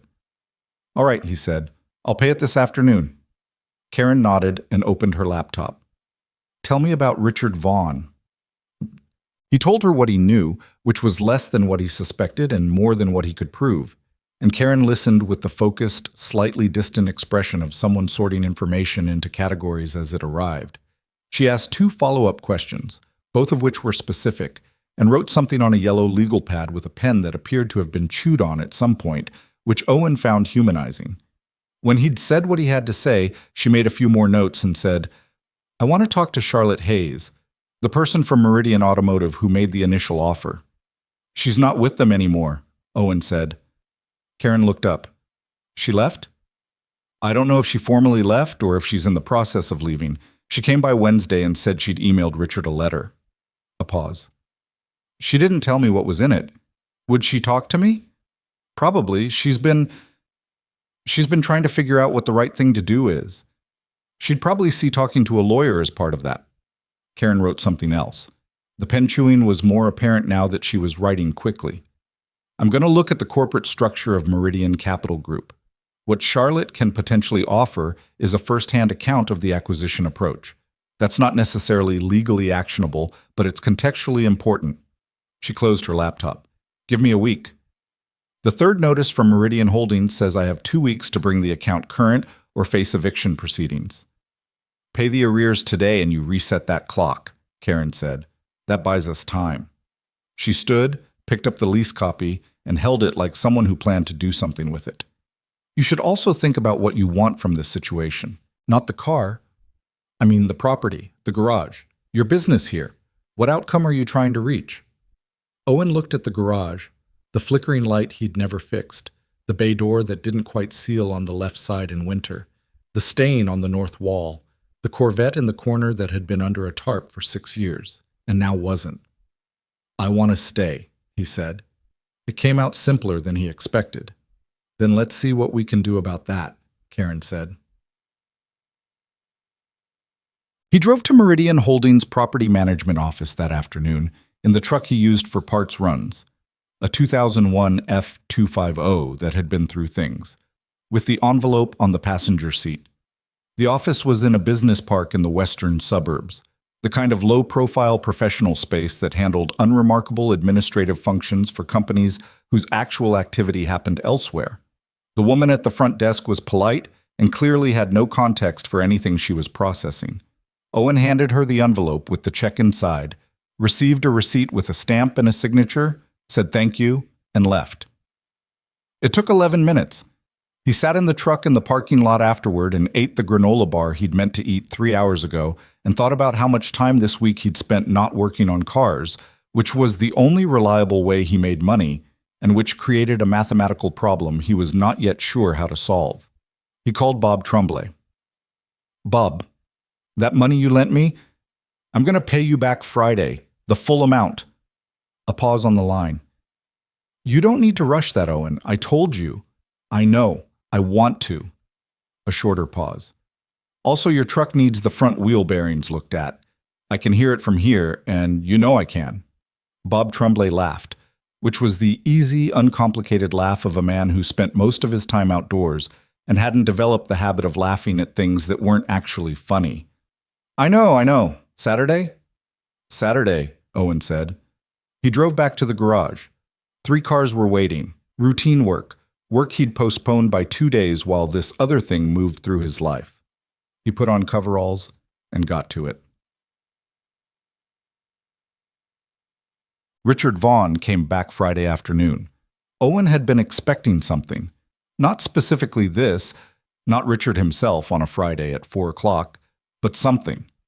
There was a version of Richard Vaughn that recalculated and waited, and there was a version that doubled down. Owen had been reading him as a doubling down type. He came in while Owen was finishing up the wheel-bearing job he'd agreed to do for a woman named Sandra, whose Honda had been making a grinding sound she'd been ignoring for 2 months. Sandra had gone to the gas station for a coffee and would be back in 20 minutes, and Owen was mid-process when he heard the familiar too decisive parking lot stop. He came out from under the car slowly, no rush. Richard was dressed differently than the last visit, more casual, a flannel jacket over a button-down, which was the kind of strategic deformalization that people do when they want to communicate approachability but can't quite get there authentically. He looked at Owen and then looked at the Corvette, which was still uncovered, and Owen caught something move briefly across his face. "Mr. Carter." He didn't put his hand out this time. "I'd like to talk." "I've got about 15 minutes, Owen said. He was holding a socket wrench and didn't put it down. Richard took a breath. He looked like a man who'd prepared something and was now revising it in real time. "I want to be direct with you." "Okay." "The situation has gotten more complicated than it needed to. The initial offer that was made to you," a pause, "was not a reflection of our final assessment of the car's value." "No," Owen agreed. "It wasn't. We'd like to make a more appropriate offer, something that reflects the genuine—" "Richard." Owen said the name in a flat, even tone. Not rude, just present. "I know what the car is worth. I have a historian and a specialist who've done a preliminary authentication. I know the documentation exists and what it means for the valuation. I know what similar cars have sold for." A pause. "What number were you thinking?" Richard's prepared revision was apparently not ready for that entry. He recalibrated visibly. "We'd go to $150,000. Given the uncertainty around auction timelines and restoration costs, Diane Park's preliminary assessment is that restoration costs would be conservative and the car is 85% intact as an original," Owen said. "Samuel Reed is the foremost independent authority on cars from this era, and he's confirmed the provenance. The uncertainty you're describing is not the uncertainty that exists." He put the socket wrench on the workbench. "What's your real number?" Richard looked at him. The professional pleasantness quality of his expression had thinned down to something closer to evaluation. The expression of a man who was no longer performing a role and was now just trying to figure out the actual situation. $200,000, he said, and I'd argue that's aggressive given the current market. The current market for a full Provenance Championship race survivor from this era, documented by Harold Bennett himself, is north of $400,000, Owen said. Samuel and Diane both said that. Victor Lawson said it. Petra Olson is writing a piece about this car for 2 industry publications. He watched Richard's eyes when he said Petra's name. I think you know the market. A longer pause. You've been busy, Richard said, and his voice had shed the last of the approachability register. He sounded now like what he actually was, a man who was accustomed to controlling situations and was working out that this one had developed in directions he hadn't managed. I've had good people help me, Owen said. What do you want? It was the most direct thing Richard had said, and it shifted the conversation onto ground that felt, for the first time, honest. Owen thought about Karen Solis telling him to figure out what outcome he was trying to reach. He'd been thinking about it since she'd asked. I don't want to sell the car to you, Owen said. That's settled. Whatever happens with the car, it's not going to Meridian Automotive. Richard nodded, a single tight movement. The property, Owen said. The lease. I want a long-term agreement that protects this garage. The right of first refusal is in the original contract, and your company accepted it when you bought the property. I want that honored, and I want a conversation about what a real lease extension looks like. You're asking for a business negotiation to come out of this, Richard said. I'm saying there's a property situation and there's a car situation, and they're related, but they're not the same thing, Owen said. You tried to use one to fix the other. I'm saying they don't have to work that way. Richard was quiet for a moment. His jaw was doing something that suggested he was chewing on an unpleasant thought. My attorney will need to review any— Mine already has, Owen said. Another pause. Charlotte Hayes, Richard said. Not quite a question. I'm not going to get into Charlotte, Owen said. She did the right thing. That's all. Something passed across Richard's face. Not quite guilt, but the cousin of it. The expression of a man who understands, suddenly and inconveniently, that the person he underestimated has had a more complete picture of things than he was given credit for. He picked up the thread of his flannel jacket where it had caught on a button, an unconscious, fidgety gesture. Owen noticed it because he noticed things like that. I'll have someone reach out to your attorney, Richard said. Her name is Karen Solis, Owen said. She's expecting a call. Richard left. This time he backed out of the lot at a normal speed, which Owen found more interesting than the fast exit of his previous visit. Fast exits were for people who were done. A normal exit was for someone who was still thinking. Sandra came back from the gas station with her coffee and looked at the lot and back at Owen. That guy leave something? We had a conversation, Owen said. He looked familiar, Sandra said, with the casual suspicion of a woman who'd been around long enough to trust her instincts. One of those suits. He is, Owen confirmed. Sandra looked at him for a moment with the evaluative expression of someone deciding whether to ask a follow-up. Then she decided against it. Is my car done? Another 10 minutes, Owen said, and went back under the Honda. Well, Saturday morning, Lily came in with Gerald in the juice box and climbed up on the oil drum, and Owen was at the workbench going through Harold's engineering notes, which he'd been doing in slow increments over the past 4 days. Not systematically. He didn't have a system for it yet. He read the way he'd been reading since Samuel first gave him the folders, following his instinct about which entry to read next, letting it come to him rather than processing it like a task. Lily watched him for a while. Then, what are you reading? Notes from a man I used to know. Harold? Owen looked at her. How did you know that name? You said it when those people were here, she said. The old man with the jacket and the other old man. He'd forgotten she was awake for some of that. She retained things. He needed to remember that. Yeah, Harold. Was he your friend? Owen thought about this in the real way, not the parental shortcut way. He was my teacher, but yeah, also my friend. A pause. A different kind than most friends. Lily considered this with her evaluative expression, which was the same expression whether she was deciding about fruit at the grocery store or processing information about interpersonal relationships. What did he teach you? How to listen to engines, Owen said, and how to pay attention to what things are actually telling you instead of what you expect them to be telling you. Lily looked at the Corvette. Is that his car? He built it. He left it to me. Why? Owen set down the folder. Because he thought I'd take care of it. Lily seemed to find this satisfactory. She went back to her juice box. Owen went back to the engineering notes. The Saturday morning quiet settled in the way it usually did, comfortable and ordinary, and his. After a while, Lily said, "Gerald thinks you should keep the car."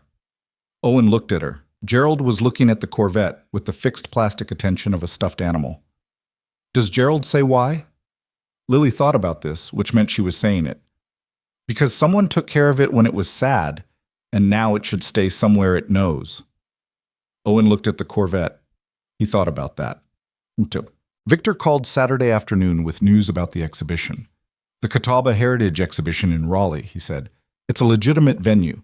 The organizers are people Samuel and I have known for years. They've been running it for 11 years without any of the commercial complications that drag other exhibitions down. When Samuel called them about the car, Owen, I want to be honest, they were pretty emotional about it." "Emotional," Owen repeated. "The Catawba series doesn't have a large public profile, but in this specific community it matters. The 71 season was the one people in this field point to when they talk about what independent racing engineering could accomplish. Harold's work that year was—" Victor stopped, choosing the word. "It was definitive. And none of the 6 cars from that season were in exhibition condition.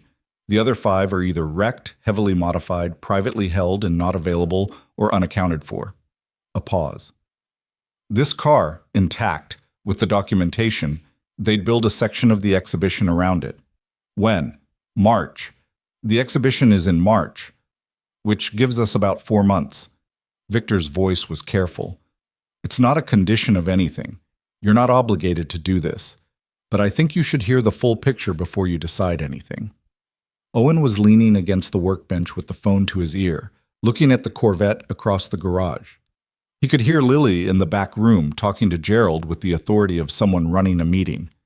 "If I show the car," he said, "what does that mean for a sale? Does it increase interest?" "Yes, significantly. Documented provenance plus public exhibition history and media coverage, what Petra's piece would do, plus the exhibition, creates a context that changes what auction houses can credibly estimate." Victor paused. "But it also means a decision on the sale gets delayed by at least a few months. If you're in a financial position where you need to resolve things faster—" "I'm managing," Owen said. It was true, marginally. The rent was paid. The shop had the work it had. He'd had a conversation with Karen about some options around the lease that weren't resolved but weren't impossible either. "I want to think about the exhibition." "Take your time."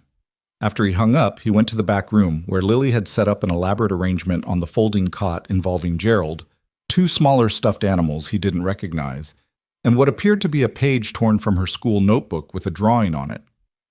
"What's this?" he asked. "A map," she said. He looked at it. "Of what?" She pointed to a shape in the middle. "That's the garage." She pointed to a smaller shape to the left. "That's our house." She pointed to a series of lines emanating from both. "That's the road." He looked at the map for a moment. "Where's everybody going?" Lily looked at the map, then at him. "Nowhere," she said. "They're all just here." Owen sat down on the edge of the cot. He looked at the map she'd drawn and felt the particular specific weight of loving someone who was 6 years old and didn't know yet how large the world was, but was beginning to draw maps of it. "Okay," he said. "Good." Charlotte came by Sunday. She wasn't in the Lexus. She was in a gray Subaru Outback with a dented rear quarter panel, which Owen found interesting. She saw him notice the car as she got out and said simply, "Mine," which answered the question he hadn't asked. They sat outside on the concrete step at the side entrance because it was a better-than-average October day, mid-50s and clear, the kind of day that felt like a reprieve from what was coming rather than a continuation of what had been. Owen had 2 coffees. She accepted hers. "I submitted my resignation Wednesday," she said. He'd guessed as much, but hadn't wanted to assume. "What did Richard say?" "Nothing, in writing." His assistant responded, acknowledging receipt. Richard himself— She looked at the tree line across the road, bare branches against a white sky. "He called Thursday night. He was professional, which is its own thing, coming from Richard. He didn't threaten anything. He didn't ask me to reconsider. He just said that the situation had been handled poorly and that he hoped I'd be discreet." And will you be? She turned her coffee cup in her hands. I'm going to talk to Karen Solis this week about what I can say and what I should say and what form it should take. I want to do this right. A pause. I want what happened here to be on record somewhere, not because Richard Vaughn is a monster. He's not. He's just someone who made a calculation that other people's financial pressure was a resource to be used and didn't think too hard about it. But because that calculation is common and mostly invisible, and I think it should be visible. Owen nodded. He thought about that, about what was common and invisible in various industries, the things that didn't technically break rules and so were never named as what they were. He thought about the woman at Meridian Holdings' property management office, who had stamped his receipt with genuine professional neutrality, who had no context for any of it. Karen will tell you what's useful, he said. I know. Charlotte looked at the garage. How's the car situation? Still figuring out what I want to do. He told her about the exhibition, in the concise way he told people things, without embellishment. She listened with the focused quality she had. He'd noticed that she was a good listener, which was not a universal skill among people who were also good talkers. Would you sell it? She asked. Eventually? He thought about Harold's letter, about what Harold had written, that things didn't honor their makers by sitting unused, about Lily's map, with the garage in the middle and the roads going nowhere because everyone was already home, about the envelope of cash he'd been carrying for 3 weeks that was now at Meridian Holdings with a stamp on the receipt. I don't know, he said honestly. I know I'm not doing it on someone else's timeline, and I know I'm not doing it to someone who tried to take it for $700. Past that. He looked at the garage door, the painted sign above it, white letters cracked by sun. Harold said it was fine to sell if that's what made sense. He trusted my judgment. A pause. I'm still working out what my judgment is. Charlotte nodded. What does the car mean to you? She asked. Specifically, not the history, not the value. What does it mean to you? He considered this seriously because she'd asked it seriously. It means Harold thought I was worth trusting with something important, he said. That's not a small thing coming from Harold. He paused. And it means there's a version of my life I didn't know about, where a man who barely said anything out loud was keeping notes about me in a logbook, where what I did in this garage day after day was being witnessed by someone who thought it mattered. He stopped. He'd said more than he'd planned to say. That's what it means. Charlotte was quiet for a moment. When she spoke, her voice had shifted slightly from the professional register into something more direct. I think Harold was right about you, she said, for what it's worth. Coming from the woman who offered me $700, Owen said without heat. Charlotte laughed, an actual laugh, short and real, not the professional variety. I've been thinking about that a lot, she said. I keep coming back to the moment I handed you that paper and you just looked at it and went back to work. I've been in this business 6 years. I've had people yell at me, threaten me, try to negotiate me up on the spot, walk away dramatically. Nobody ever just... There was nothing to argue about, Owen said. You were either going to leave or stay. Arguing the number wasn't going to tell me which. She looked at him. You knew I'd come back? He thought about it honestly. I thought someone would. The number was too wrong for nobody to come back. She sat with that. The October sky was doing something with light through the bare branches. One of those particular October moments when the late afternoon comes in low and gold. Owen noticed it the way he noticed most things, registered it, let it go. What will you do? He asked. After this? Charlotte turned her coffee cup. I've been thinking about that. What I actually know, as opposed to what I've been using my knowledge for. She said this with the careful honesty of someone who'd spent the week reassessing. I know how to evaluate things, what they're worth, and how that worth changes based on context and documentation, and how a story is told. That's a skill. A pause. I'm thinking about whether there's a version of it that doesn't feel like what the last 3 years felt like. There probably is, Owen said. You sound sure. I'm not sure, he said. But I've found that when you're asking that kind of question, the answer usually exists. Finding it is the hard part. She smiled at that, small and genuine, and they sat on the concrete step in the October light and drank their mediocre coffee and didn't say much else for a while. Samuel came by Monday with the completed preliminary authentication document, 42 pages, detailed, technical, signed by both himself and Diane Park, with supporting documentation attached. He set it on the workbench with the flat satisfaction of someone completing a thing they'd been building for a long time. "This goes to the auction house if and when you decide to go that route," he said. "It also goes to Petra for her piece, the technical sections, with your approval. And a copy should go to your attorney." "Karen's already on the list," Owen said. Samuel looked at the document and then at the Corvette, and Owen could see in the old man's face something that was not quite longing and not quite grief, and was probably some combination of the two that didn't have a clean name. "I've been looking for this car for 15 years, Samuel said. "I want you to know that the reason I was looking wasn't commercial. I didn't want to sell it. I wanted to know it existed." "I understand," Owen said. "Harold's contribution to this field has been partially acknowledged, articles here and there, references in technical histories, but nothing comprehensive, nothing that treated him as what he was, which was one of the original engineering thinkers of that era." Samuel picked up the authentication document and set it back down. "This car makes that argument in a way that no article can. Because the car is here, you can put your hand on it." He looked at Owen. "Because you kept it." Owen looked at the Corvette. He thought about the first time he'd covered it with the tarp. He'd done it because looking at it was looking at Harold's absence, and he hadn't been ready for that. 6 years of not ready.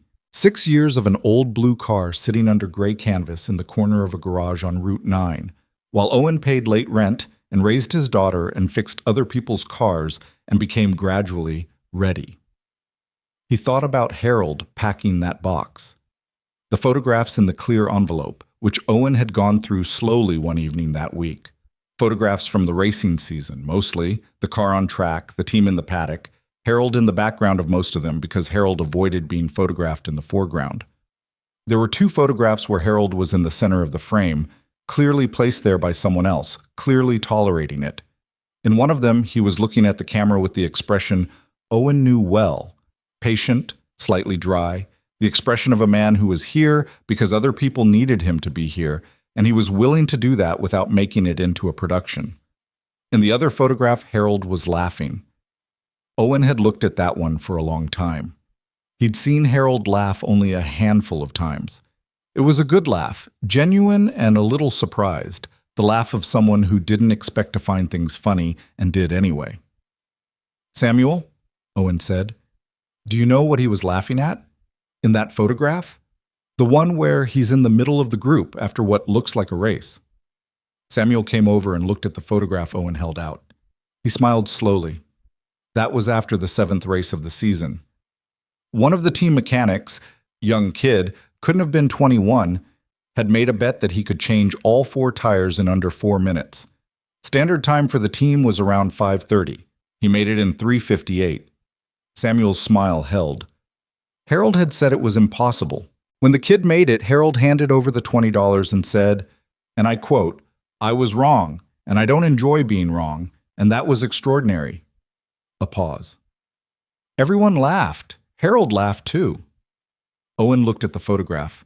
Harold laughing, the 20-year-old mechanic grinning next to him, the car in the background.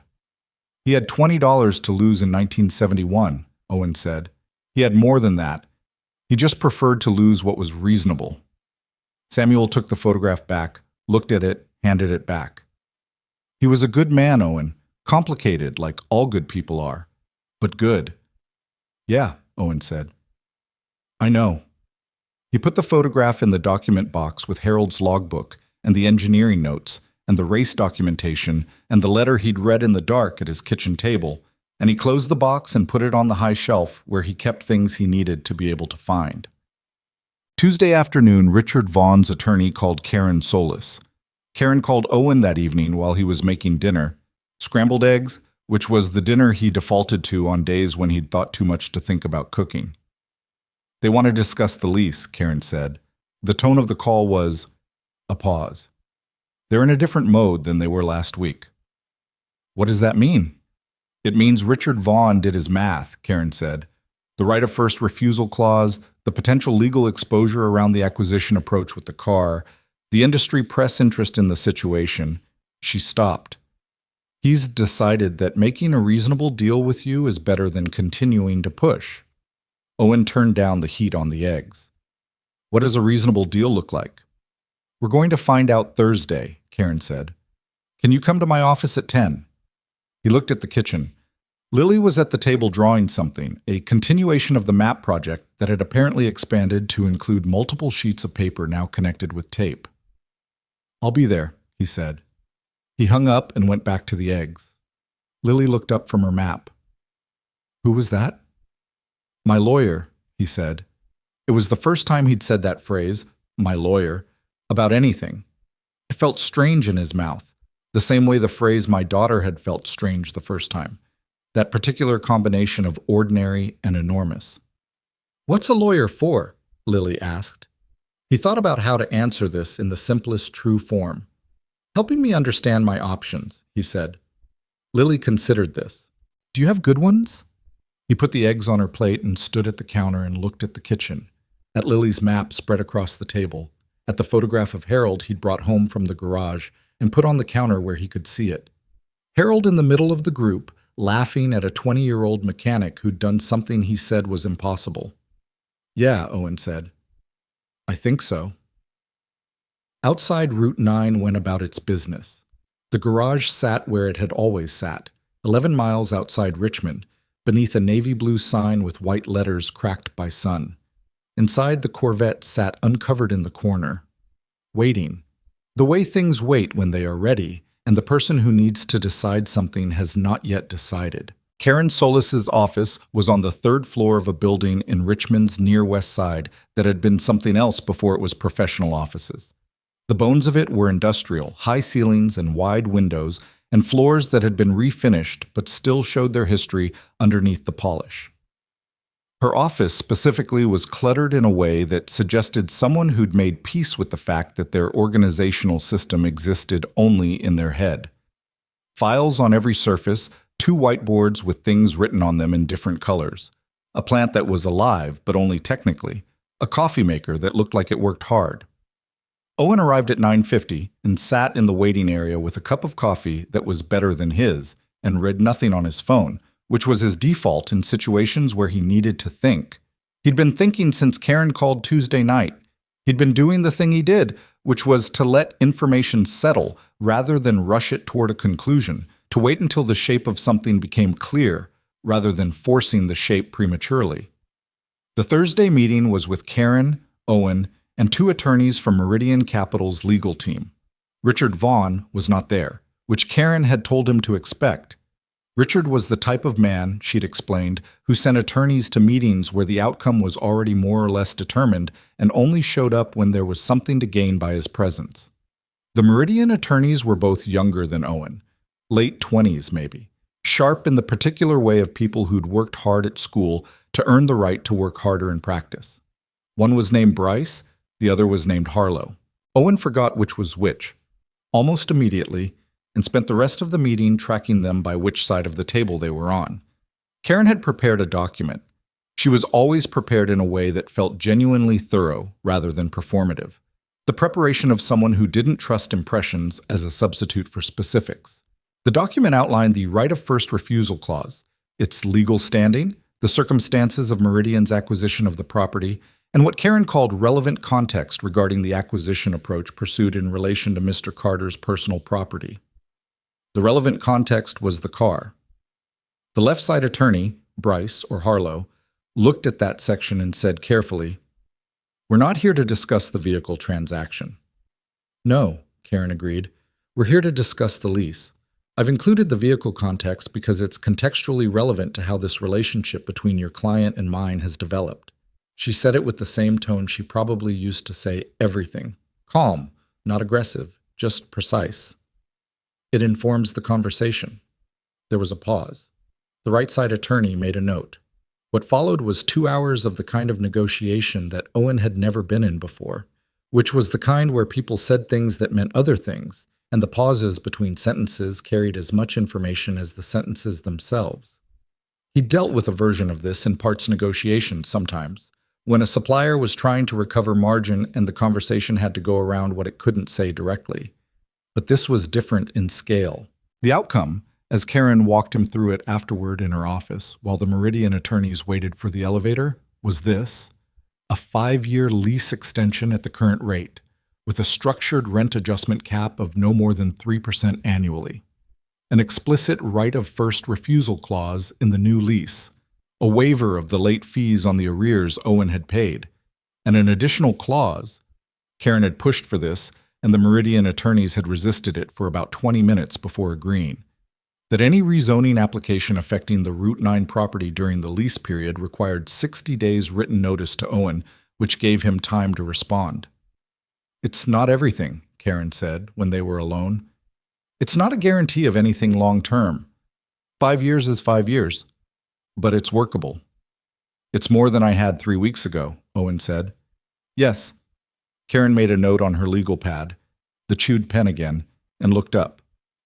Richard Vaughn is not the kind of person who makes deals like this out of goodwill. He made this deal because the alternative had complications he preferred to avoid. "I know," Owen said. "I want you to know that clearly, because in 6 months or a year, when things feel more settled, it's easy to look back at a resolved situation and attribute better motives than were actually operating." Karen looked at him directly. He didn't back down because he saw that he was wrong. He backed down because continuing cost more than stopping. Owen nodded. He'd known this. He'd known it since Sunday afternoon on the concrete step with Charlotte, when he'd worked out that Richard's calculations were the same as they'd always been, just running on updated inputs. "What do I owe you?" he asked. Karen looked at her notepad, named a number that was less than he'd expected, which he said so. "I told Victor I'd do this at a reduced rate if the situation was worth my time," she said. "It was." She paused. "Also, I want to read Petra Olson's piece when it comes out." Owen almost smiled. "I'll tell Petra." He drove back to the garage along Route 9 and pulled into the lot and sat in the truck for a minute before going in. The sign above the door, white letters on navy blue. Honest work, fair price. His father's sign, cracked by 2 decades of Virginia sun. 5 years. It wasn't permanent. Nothing was permanent. But 5 years was long enough for Lily to reach middle school, long enough for the garage's slowly growing reputation to do something with itself, long enough for whatever was coming next to have time to become clear. He went inside and got to work. Bob. Petra Olson's piece ran the following Wednesday, in both publications simultaneously, with a digital release that went to subscribers Tuesday night. Owen read it on his phone in the back room while Lily ate cereal at the kitchen table at home, which was how he often handled things he needed to read privately, early morning, before the day started requiring things of him. It was a long piece, nearly 4,000 words, and Petra had written it the way she apparently wrote everything, which was carefully and without sentimentality. She'd written about the Catawba series, about Harold Bennett's engineering approach, about the 6 cars and what had happened to the other 5. She'd written about the authentication process and Samuel and Diane's preliminary findings. She'd written about the car sitting in a garage on Route 9 under a tarp for 6 years, and about Owen, whom she described as a mechanic and single father who had been preserving something whose full significance he hadn't known, and who had declined multiple acquisition offers when those offers made clear that they were not honest assessments. She had not written specifically the number $700, or Richard Vaughn's name, or Meridian's name. This was deliberate. She'd told Owen she would be careful about what was in print and what was not, at least in this piece. But she'd written about the pattern, the general pattern of undervaluation in situations where owners were assumed to be financially vulnerable, in a way that was specific enough to be understood by anyone in the industry and careful enough to survive a legal review. The last section of the piece was about Harold. Petra had found 2 engineers who'd worked with Harold during the Catawba season and interviewed them. She'd found archived race footage that Samuel had pointed her toward. She'd read the technical documentation and translated enough of it into accessible language to explain what made Harold's approach distinctive. And she'd ended with a quote from Samuel, which Owen read twice. Harold Bennett was working at the edge of what was understood at the time. The fact that the work survived and was preserved and is now available to be examined, that's unusual. That almost never happens.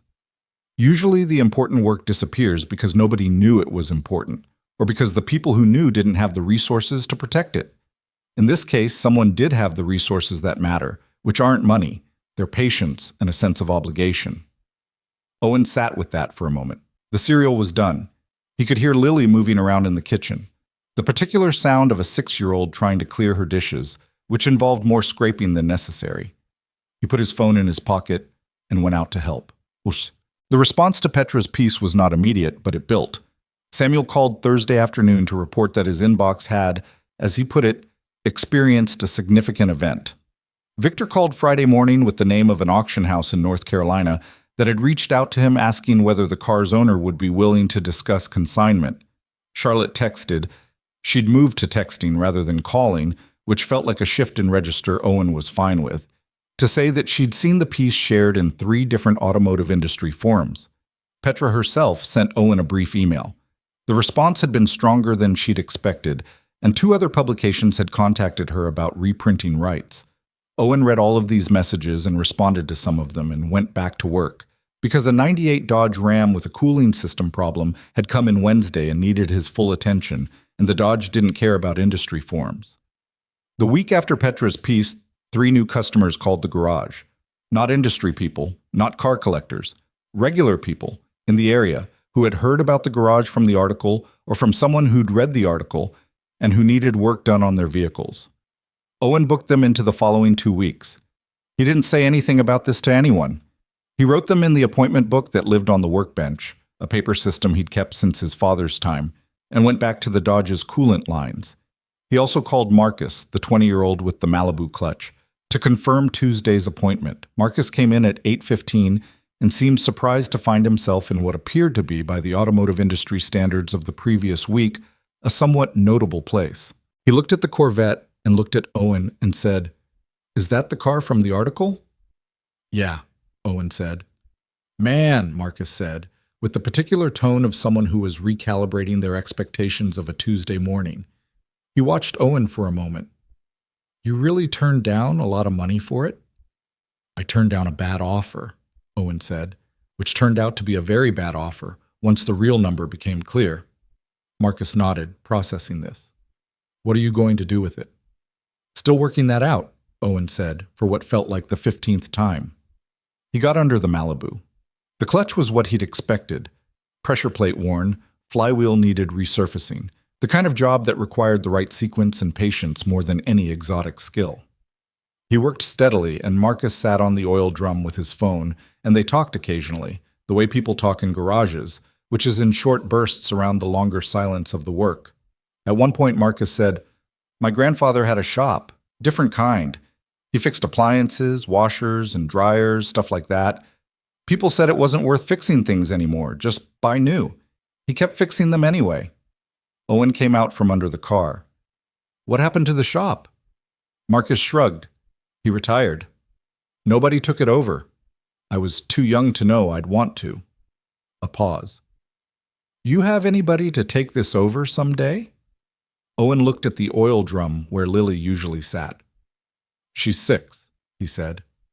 Marcus looked at where he was looking and seemed to understand something about the situation that Owen hadn't stated. He nodded slowly. "That's a good age to start learning," he said, with the authority of someone who hadn't started early enough and regretted it. Owen didn't say anything to that. He went back to the Malibu. Victor came back the following Tuesday with news about the exhibition, and this time he didn't call first, which was the visit style Owen had come to associate with Victor having something he wanted to say in person. He arrived mid-morning in the tan pickup and came in through the side door and stood near the workbench with his hands in his jacket pockets, which was Victor's version of casual. "The exhibition organizers want to talk to you directly," Victor said. "They've been patient. They understood I needed to give you time, but they're beginning the layout planning for March and they'd like to know if the car is coming." Owen set down the timing belt he was holding. "Tell me about them." Victor told him. The Catawba Heritage Exhibition was a 4-day event at a convention center in Raleigh, organized by a nonprofit called the Catawba Racing Preservation Society that had been established in the 90s specifically to document and preserve history from the independent racing circuits of the mid-20th century. No commercial sales occurred at the exhibition. It was documentation and display only. The board was composed of historians, engineers, and former racing people. No corporate sponsors. The funding came from a small endowment and modest admission fees. Who runs it? Owen asked. Woman named Eleanor Marsh. She's been at it for 11 years. Former archivist, came to it through family history. Her father drove in the series. Victor paused. She's not someone who does this for professional reasons. She does it because she thinks it matters. Owen thought about Harold's logbook entry. It matters because it asked people to be as good as they could be, and they were. Can I talk to her? Owen asked. That's what she's asking for, yes. Victor set up a call for Thursday afternoon. Eleanor Marsh turned out to be in her late 50s, with a direct phone manner, and the quality Owen had come to associate with people who ran things on limited resources for a long time. Efficient with information because they couldn't afford to waste any. She told him what she was planning for the exhibition layout, where the Catawba section would be, what the documentation display would look like alongside the car. She spoke about Harold in the way that people speak about historical figures they've spent years researching, knowledgeably, but also with some distance, the distance that comes from knowing someone primarily through records rather than presence. Then she said, I want to tell you something that may or may not mean anything to you. When I was establishing the Preservation Society in the 90s, I wrote to Harold Bennett directly. I was looking for primary source material on the series. He wrote back, handwritten letter, very short, and said that he'd kept records but wasn't ready to discuss them being made available to anyone, and that he'd consider it at the right time. I wrote back. He didn't respond. I found out later he'd had that approach with several researchers over the years. She paused. The fact that those records ended up with you, and that you held them, and that they're now available, that's Harold deciding on the right time. He just used a different method than any of us expected. Owen was quiet for a moment, in the back room with the phone, Harold's box on the high shelf above him. The car will be at the exhibition, he said. He hadn't quite decided until he said it, or maybe he'd decided a while ago, and this was when it became clear. Either way, it felt correct. The same quality of correctness as a well-seated engine component, the satisfaction of something settling into its proper position. Eleanor's exhale was brief and contained, but he heard it. Thank you, she said. I'll send you the logistics and we can go from there. He hung up and sat in the back room for a minute. From the front of the garage, he could hear the radio, something he put on in the mornings without much attention to what it was, background noise, the sound of the world going about its business. He sat and listened to it for a moment, and then went back to work. He told Lily that night at dinner that the car was going to be in a show. She looked up from her pasta. The blue one? The blue one. Will it come back? Yes, he said. It was true. He hadn't decided anything about sale or auction or what came after the exhibition, and he wasn't going to, not yet, but the car was coming back. It's just going for a visit. Lily appeared to find this acceptable. She went back to her pasta. Can I come? He hadn't thought about this.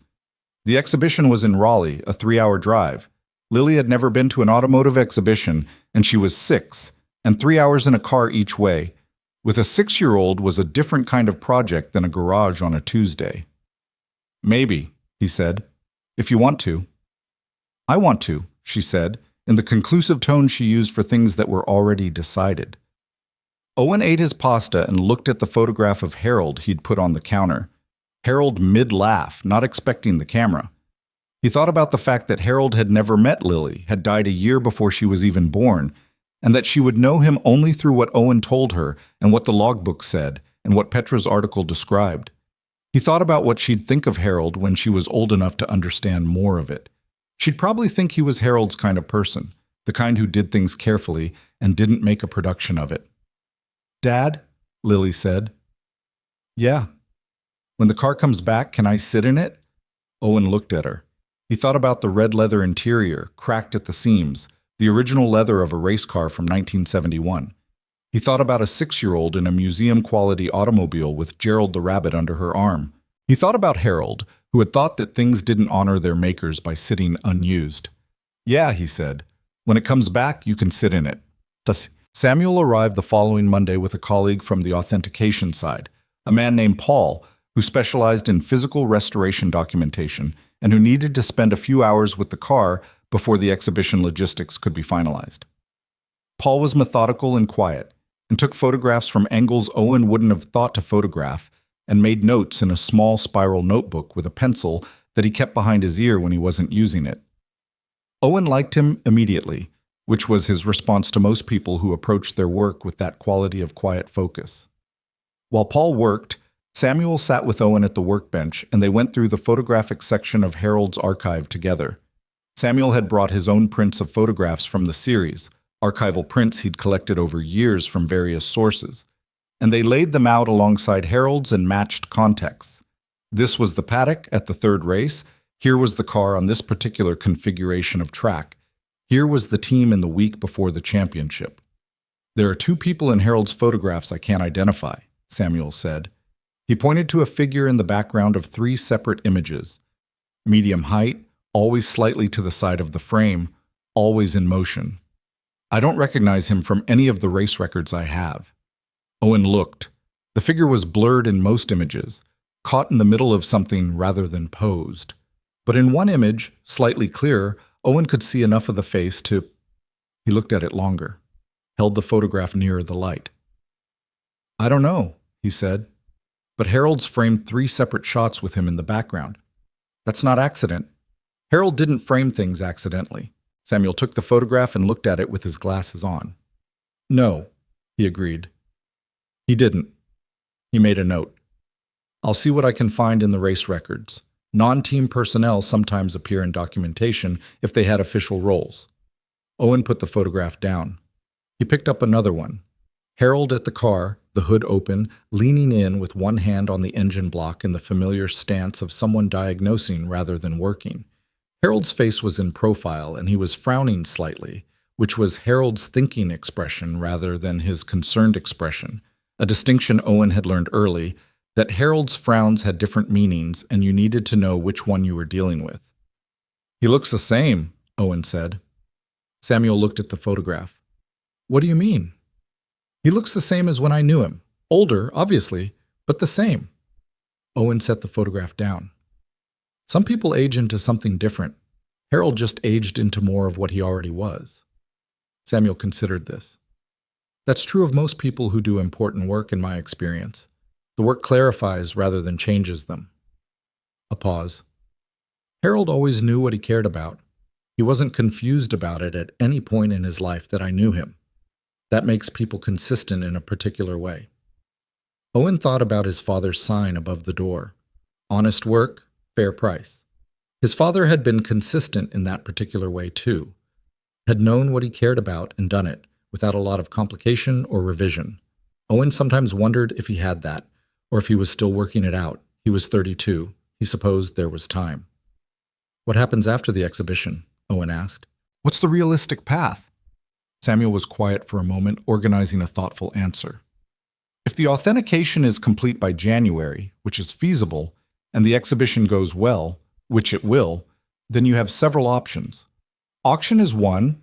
A house like Kellner's in Charlotte or Whitfield's in Atlanta would be appropriate venues, and with the documentation and exhibition history, you'd be looking at significant interest." He paused. "Private sale is another. There are serious collectors in this space who would pay well for a direct acquisition rather than competing at auction. And then there's a third option, which is..." He stopped. "Which is what?" "Donation," Samuel said, "or long-term loan to an institution.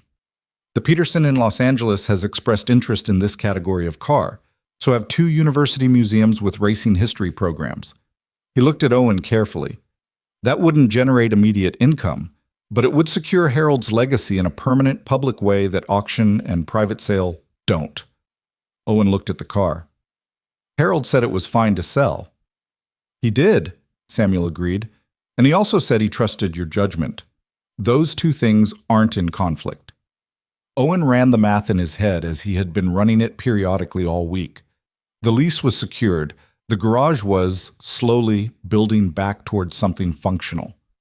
The immediate financial crisis, the one that Richard Vaughn had been counting on to create leverage, had not materialized as planned. He was not in a position of desperate need. He was in the position he was usually in, which was a careful, workable situation that required attention but not emergency. The car didn't have to save him. That changed things. "Give me until January," he said. "After the authentication is done. I want to know what all the options look like before I decide." Samuel nodded. "That's the right way to do it." Paul finished his documentation work and they packed up and left, and Owen was alone in the garage again by 3 o'clock. He had an oil change at 4, and then the day was done. He took the hour between and sat at the workbench with Harold's logbook, the one he kept coming back to, reading not systematically, but the way he read everything that mattered, slowly, letting it find him. He found an entry from late in the 1970 preseason, before the championship year. Harold had been working on a fuel delivery problem that was affecting the car's performance at high RPM, and the entry described the problem and then described 3 approaches he'd tried that didn't work. And then, unusually for Harold, who typically described solutions and not the process of finding them, he'd written about sitting with the problem for 3 days without touching the car. There is a particular frustration in working on something you cannot yet see clearly. The solution exists. I am confident of this in the way I am confident of most things that are true, not because I have proven it, but because I understand the nature of the problem well enough to know a solution is possible. The question is whether I'm willing to wait until I can see it, rather than acting on what I can only approximate. I have found consistently that the solution which arrives through patience is better than the solution which arrives through impatience. Not always faster, but better. I am trying to remember this. Owen read it twice. He set the logbook down and looked at the Corvette. Thought about the 3 weeks he'd carried the rent envelope before using it. Thought about 6 years of a tarp over a car he wasn't ready to uncover. Thought about sitting at his kitchen table with Harold's letter and trying to figure out what he'd say back and not writing anything down. I am trying to remember this. Yeah, Owen thought. He understood. Charlotte came by Thursday of the following week, which was becoming a rhythm. She came by roughly once a week, sometimes to talk about practical things, sometimes without a specific agenda. And Owen had stopped finding this strange and started finding it simply true, the way the weather on Route 9 was simply true. It happened. He'd adjusted. She'd had her meeting with Karen on Monday. She came in carrying coffee for both of them, from the same gas station 2 miles down the road she'd started going to instead of the Starbucks in town, and sat on the stool near the workbench. "Karen thinks I have standing to give a formal statement," she said, "about the acquisition approach. The offer itself, the way it was framed to me, the context I was given about the car versus what the car actually was." She held her coffee. "Not in any legal proceeding, necessarily, just on record. Karen said she'd hold it unless something changes." "Does that feel right to you?" Owen asked. "It feels like the minimum," Charlotte said. "I keep wanting it to feel like more. Like there should be some bigger consequence." She paused. "But Karen walked me through the actual legal picture, and the actual legal picture is that Richard was strategically opportunistic and probably knew the car was undervalued and sent me with a low offer because he thought you'd take it. None of that's a crime." "No," Owen said. "It's not. It should feel more wrong than it legally is," she said. "Most things like that are that way," Owen said. He didn't mean it as consolation, just as accurate. He'd learned this in the years of running a small business, of being on the receiving end of decisions made by people with more leverage, that the gap between what was wrong and what was illegal was wide and frequently occupied. Charlotte nodded. She'd been working through something all week, he could tell. She had a quality when she was processing things of being slightly less present than usual, a partial attention that was the outward indicator of an interior argument. "I've been talking to a woman who runs a small valuation consultancy," she said. "Independent. She does appraisals for estates, for private collectors, sometimes for legal cases. She's looking for someone." She paused. "It's not what I was making. It's not what I was doing, but it would be..." She looked for the word. "Real," she said. "It would be real in a way that the last 3 years weren't entirely." "Are you going to do it?" Owen asked. "I think so. I'm deciding this week." She looked at the Corvette.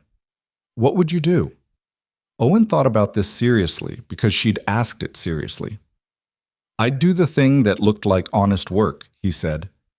"Not because that's always the smart financial move. Because the other kind is harder to maintain than it looks. Charlotte looked at him. Is that from something? He nodded at the sign above the door, visible through the open bay. My father put that up, he said. He wasn't a complicated man, but he was right about that part. Charlotte turned and read it. Honest work, fair price. And was quiet for a moment. Then, when did you decide to keep this garage? Instead of something else? I didn't decide, Owen said. I came back for 2 months and never left. By the time I could have made a decision, it was already made. Does it bother you that you didn't decide? He thought about it. Sometimes, he said. Less than it used to. The things that were decided for me mostly turned out to be the right things. He paused. Lily wasn't decided. That was just circumstance. But it was right. Charlotte smiled at that, the small, genuine one. She's great, she said. She told me last week that Gerald thinks you should keep the car. I know, she mentioned it. What does Owen think? He looked at the Corvette. The October light was doing its thing through the bay door, low and golden, lying across the car's blue hood in a way that changed what the color looked like. He'd been looking at this car for 6 years, and it still surprised him sometimes, in the right light. Owen thinks Harold's answer was probably right, he said, that it shouldn't sit, that it should go somewhere it'll be seen. He paused. What happens after the exhibition? I'll know more then. But the exhibition is right. Eleanor Marsh is right about that. Charlotte nodded. She looked like someone who'd been waiting for him to say something like that and was relieved it had been said, which suggested she'd been worrying about it on his behalf and he hadn't known. It's a good car, she said. It's a great car, Owen said. I just couldn't tell you that for a while because I hadn't uncovered it. She accepted that. They drank their gas station coffee and didn't say anything for a few minutes, and outside Route 9 went about its business, and the Corvette sat in its corner in the autumn light, and the garage existed around them the way it always had, unremarkably, stubbornly, without making a production of it. The phone call Owen hadn't expected came on a Friday afternoon, 3 weeks after Petra's piece ran. He was closing up for the day, wiping down the workbench, putting tools back where they belonged, the end-of-day routine he'd had since his father's time, when his phone showed an unknown number with a North Carolina area code. He almost let it go. He answered it. The man on the other end of the line identified himself as James Colton and said he'd read Petra Olson's article and that he'd worked with Harold Bennett during the 1971 Catawba season. Owen stopped wiping down the bench. What was your role? He asked. Driver, James Colton said. I drove chassis 4. I drove it the whole season. Owen sat down on the stool. James Colton was 76 years old. He'd driven in the series for 3 seasons, the 71 season being his last. After the championship, personal circumstances had taken him out of racing. He didn't say what, and Owen didn't ask. And he'd spent the following decades in a life that had nothing to do with cars. He'd read Petra's piece because someone had sent him a link, he said, with the message, "Isn't this the car you drove?" And it was. I wanted to know who had it, James Colton said. I wanted to know it was safe. It's safe, Owen said. A pause. The article said you'd kept it, under a tarp, for 6 years. Yeah. Another pause. Longer. The kind that meant the other person was doing something with what they'd just heard. Harold would have approved of that, James said finally. He didn't like people rushing things. No, Owen agreed. He didn't. James was quiet again. When he spoke, his voice had shifted slightly, something more personal coming into it, less the tone of someone making a call they'd prepared for. He was a good engineer, James said. I drove a lot of cars. I know the difference between good engineering and great engineering. Harold's was great. You could feel it in the car. The way it responded, the way it anticipated you, is the only way I can describe it. Like the car understood what you were trying to do. He stopped. I never told him that. You couldn't really tell Harold those things. He'd accept the compliment and immediately start telling you about what he would have done differently. Owen laughed, a short, genuine sound. Yeah, he said. That's right. You knew him, James said, recognizing something in the response. He taught me, Owen said. Since I was 16, until he stopped. For a long time. A longer pause. Then you know what I mean. Yeah, Owen said. I know exactly what you mean. They talked for 40 minutes. James told him about the championship race, the 42-second margin, which had felt from inside the car like a much narrower thing because in racing, the gap between what you were doing and what you needed to do was never comfortable, no matter how wide it looked from outside. He told Owen about the paddock before the final race, Harold going over the car with the focused silence that was his pre-race mode, checking things that had been checked twice already because Harold trusted his own eyes more than the idea that they'd already been checked. And he told Owen something that Samuel hadn't known and that wasn't in the logbook. After the championship race, in the paddock, Harold had sat with the car for a long time before letting anyone move it, just sat with it. The team was celebrating, not dramatically, they weren't that kind of team, but they were celebrating in the quiet, compressed way of people who'd worked extremely hard for a specific outcome and had gotten it. Harold had sat with the car while this happened, and nobody had bothered him, because you didn't bother Harold when he was in that mode. I went over to him at some point, James said, asked if he was okay. He said yes. I asked him what he was thinking about. A pause. He said he was memorizing it. The car, what it looked like, the specific configuration of everything after the race. He said he wanted to remember it exactly as it was at this exact moment, before anything changed. Another pause. I didn't know what to say to that, so I left him alone. Owen sat on the stool in his garage with the phone to his ear and the workbench in front of him and Harold's box on the high shelf in the back room and the Corvette in the corner, uncovered, in the last of the Friday afternoon light.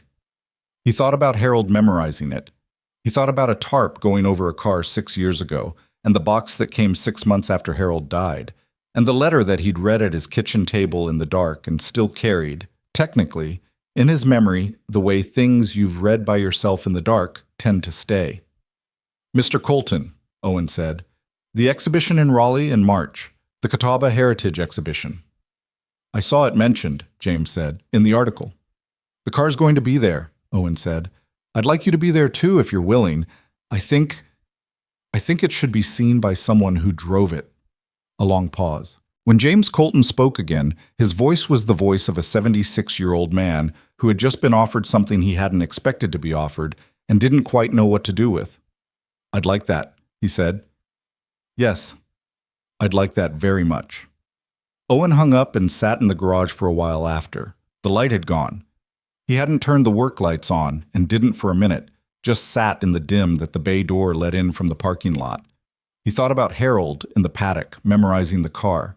He picked up Harold's logbook from the workbench. He'd left it there that morning, and opened it, not to any particular page, just letting it fall where it would. It fell to the November 1971 entry, the one he'd read with Samuel, the one with the short reflective note at the end. He read it again. I want to remember that later, when I'm arguing with someone about why this work matters. It matters because it asked people to be as good as they could be, and they were. Owen closed the logbook. He sat in the darkening garage with Harold's words and James Colton's voice still in his ear, and the Corvette in the corner where it had always been, and he thought about all the ways a thing could survive. Not perfectly, not without cost, not without the accumulated scratches and worn surfaces and cracked leather of 60 years. But surviving, present, here. He reached up and turned on the work light. The Corvette came out of the dimness in its faded blue, exactly what it was, and nothing less. Owen Carter sat at his workbench and looked at it for a long time. The authentication was completed on the 14th of January. Samuel called Owen at 7:40 in the morning, which was early enough that Owen was still at home making Lily's lunch for school. A peanut butter sandwich with the crusts on because Lily had recently decided that cutting off crusts was wasteful, a position she held with the moral confidence of someone who'd just discovered that principles existed. Owen held the phone between his ear and his shoulder and kept making the sandwich. Diane signed off last night, Samuel said. The full documentation package is complete. 48 pages plus appendices. Chassis number 4. 1969 manufacture. 1970 to 71 Catawba Championship Race Series. Built and engineered by Harold Bennett. Championship winning car. Final race, October 1971. A pause in which Owen could hear Samuel choosing his next words. Owen, this is going to be one of the most significant authenticated race car discoveries in the last 20 years. I want you to understand that clearly before the next few months happen. Owen pressed the top slice of bread onto the sandwich. I understand it. I'm not sure you do, actually. Not in terms of what it means practically. The industry response to Petra's piece was the first signal. What comes after the exhibition, the auction attention, the institutional interest, the press. Samuel stopped. I've been in this field for 40 years. I've seen significant cars come to light. This is in a different category. Because of Harold, Owen said. Because of Harold, and because of the documentation, and because of the condition of the car, and because of the story of how it was preserved. A pause. Because of you. The story of how it was preserved includes you, Owen. You're not separate from what makes this significant. Owen put the sandwich in Lily's lunchbox. He thought about Richard Vaughn and the $700 offer, and the 3 weeks he'd carried an envelope of rent money waiting to understand the shape of the situation. He thought about Harold's letter. He thought about Charlotte sitting on the concrete step in October light, saying she wanted to be around someone who thought clearly, which was still one of the more unexpected things anyone had said to him. All right, he said. What do we do first? What they did first was tell Eleanor Marsh, who received the news with the contained professionalism of someone who'd been waiting for it and had prepared her response in advance. She called Owen directly an hour after Samuel reached her, and they spent 30 minutes on logistics, transport, insurance for the car during transit, the exhibition layout, the accompanying documentation display, and James Colton, whom Eleanor had already contacted after Owen passed along his information. He's coming, Eleanor said. He's driving up from Fayetteville the night before. A pause. He told me he hasn't seen the car since 1971. Owen thought about that. 53 years. There's one more thing, Eleanor said. We'd like you to speak, briefly, 10 minutes, 15 at most, about Harold, about the preservation. People will want to hear from you directly. She must have sensed his resistance before he expressed it, because she added, You don't have to be eloquent. You just have to be honest. That's always enough. Owen had given exactly one speech in his life, at his father's funeral, and he'd read it off an index card he'd written at 2 a.m. and revised 4 times, and ultimately still felt was inadequate. He did not consider himself a speaking person. I'll think about it, he said, which Eleanor correctly read as a yes. The month before the exhibition was the most crowded month Owen could remember since Lily's first winter, when she was 6 months old and everything was new and terrifying, and he'd averaged about 4 hours of sleep a night and operated the garage on a combination of necessity and coffee and the sheer stubbornness of having no choice. Not crowded in a bad way. Crowded in the way of things that were genuinely in motion, where what happened on Monday created conditions on Wednesday that required decisions by Friday. The transport was arranged. Victor knew people who moved significant vehicles, had for decades, and the company he recommended was professional in the specific, careful way of people who handled irreplaceable things regularly. They came with a climate-controlled trailer and a loading ramp that accommodated the Corvette's low clearance, and 2 men who worked with the focused calm of surgeons. Owen supervised without hovering, which was difficult. He had strong opinions about how the car should be handled and stronger opinions about not being the kind of person who stood over other professionals telling them their job. He managed this by standing near the door of the garage and watching and keeping his hands in his pockets. Lily watched too, from the oil drum, Gerald under one arm. When the car rolled onto the trailer, she said nothing. When the trailer doors closed, she looked at Owen. It's coming back, he said. She nodded. She'd believed him the first time he said it. She was just confirming. Charlotte called the night before the transport, which was a Wednesday in late February. I took the job, she said when he answered. No preamble. She'd gotten less formal over the months, which Owen registered as a good development. The consultancy position. I start in 2 weeks. Good, Owen said. It's 60% of what I was making. Still good. A pause. You're easy to talk to about this kind of thing, she said. Most people feel the need to complicate it. Either talk me out of it or tell me money isn't everything in a way that makes it clear they think money is actually quite a lot. Money is quite a lot, Owen said, but you can't do the bad version of your work indefinitely without it costing something. You'd already paid that cost. Taking the lower number is the cheaper option. Charlotte was quiet for a moment. Did you just make that make financial sense? I work on cars, Owen said. Everything makes more sense when you think about it as a system. She laughed. The real one, the short, genuine kind. I'm coming to the exhibition, she said. I told you that already, but I wanted to tell you again because it's... She paused. It feels important to be there.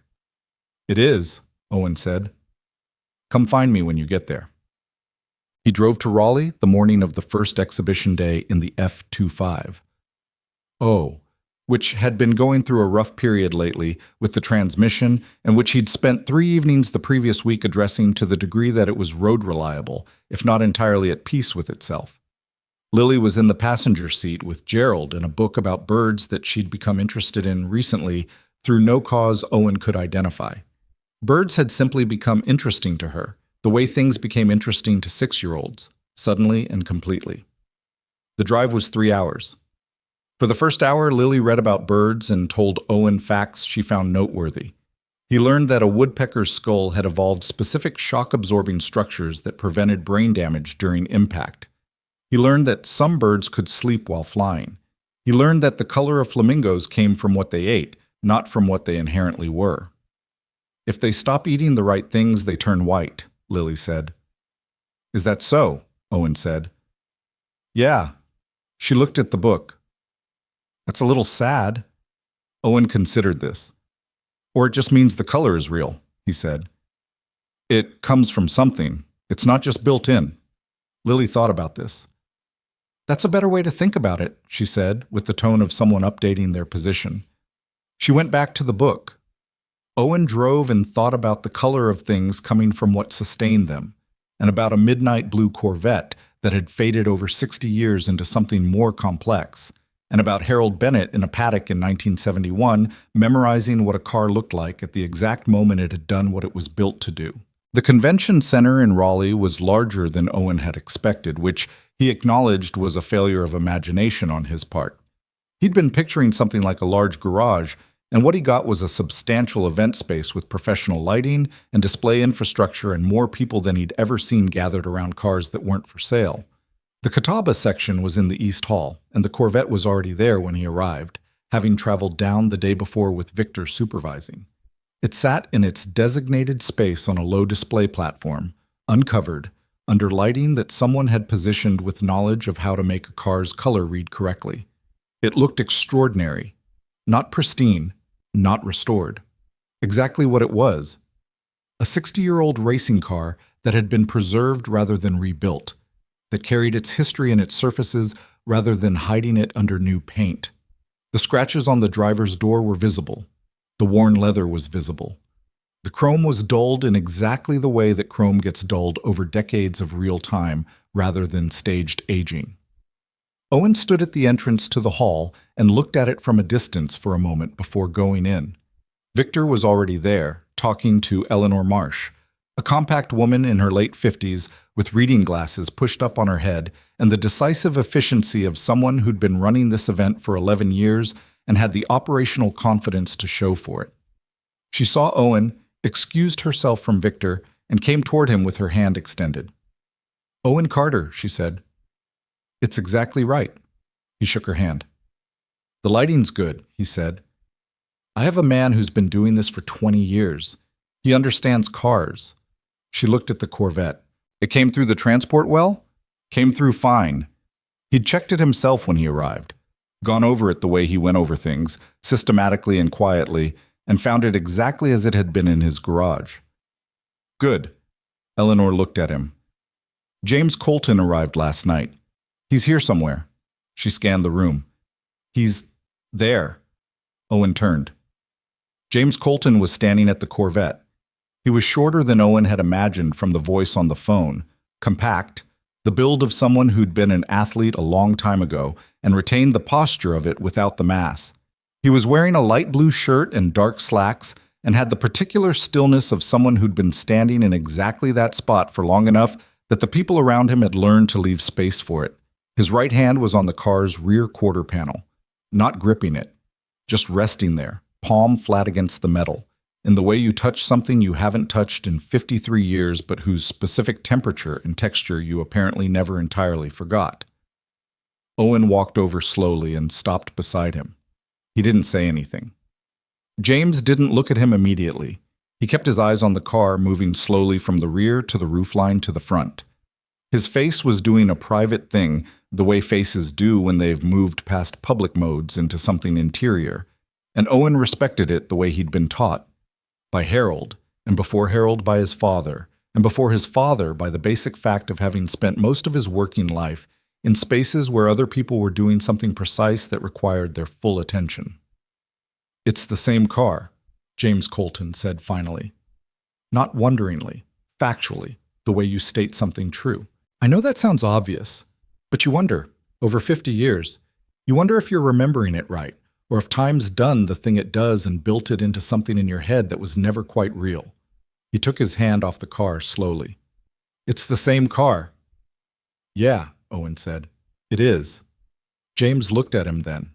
He had the look of someone who'd been weathered by decades into something smaller in body, but not in presence, with eyes that moved with the deliberate attention of a person who'd once needed to read a road at high speed and never entirely stopped. "Harold was lucky to have you," he said. "Other way around," Owen said. James considered this. "Both ways," he said, and let it settle there, which was the right thing to do with it. Bon. Samuel arrived with Diane and Paul. Petra was there with a recorder and a notebook covering the exhibition for a longer follow-up piece. Victor circulated, talking to people, introducing Owen when it was useful and leaving him alone when it wasn't. Eleanor ran everything with the organized efficiency of someone who'd prepared for every contingency and was now discovering the three she hadn't anticipated and adapting without fuss. Charlotte arrived at 11, slightly breathless, with the gray Subaru having apparently had its own opinions about the 3-hour drive. She found Owen near the documentation display, which was a series of panels alongside the car showing Harold's engineering drawings, race documentation, and photographs from the 1971 season, including the photograph of Harold laughing, which Eleanor had placed at eye level in the center of the display because, she told Owen, it was important that people understood Harold as a person, rather than only as an engineer. "The car looks incredible," Charlotte said. "I mean that literally. It looks like something I can't quite believe is real." "It's real," Owen said. "I had it in my garage for 6 years." "I know. That's what makes it incredible." She looked at the documentation panels. "Harold," she said, reading the caption under the laughing photograph. "Harold," Owen confirmed. She studied the photograph for a moment. "He looks like you'd expect," she said, "and also not at all like you'd expect." Owen looked at the photograph, Harold mid-laugh, caught off guard, fully present in the moment in a way that his more deliberate expressions rarely allowed. "He was like that in person too," Owen said. "He was always exactly what you expected, and then he wasn't." People moved through the hall steadily through the morning. Some were professionals, historians, collectors, engineers from the current industry era, who examined the car with technical attention and asked Owen questions he sometimes knew how to answer and sometimes directed to Samuel. Some were enthusiasts, people who'd grown up with this era of racing and came to the exhibition the way you go to something that houses a piece of your own history. Some were simply people who were interested in things that were beautiful and had lasted. Owen watched a man in his 70s stand in front of the car for a full 5 minutes without speaking or moving, and at the end of it wipe his eyes with the back of his hand in the brief, embarrassed way of men of that generation who felt things strongly and preferred not to be noticed doing it. Owen didn't look away. He thought it should be witnessed, even quietly. Around noon, Eleanor found him. "You're on at 2, she said. "Main hall, not in here. 15 minutes. "I know," he said. "Do you have what you're going to say?" "More or less." She looked at him steadily. "More or less is fine. Harold would have said less and meant more. You don't need to be anything other than what you are." Owen nodded. He went to find Lily, who was with Victor, who had apparently become her temporary custodian for the morning and seemed entirely comfortable in this role, which surprised Owen until he remembered that Victor had grandchildren of his own and probably found Lily's specific combination of seriousness and bird facts refreshing. "Gerald wants to see the car up close," Lily reported. Owen walked her over. He lifted her up so she could see over the crowd that had gathered around the display, and she looked at the Corvette from that elevated angle with the focused attention she gave everything that she considered worth her full consideration. "It's pretty," she said, not rapturously, factually, in the way that something is simply pretty when it is. "Yeah," Owen said. "Harold made it?" "Harold built it. Other people helped." Lily looked at the documentation panels, at Harold's photograph. "He looks nice," she said.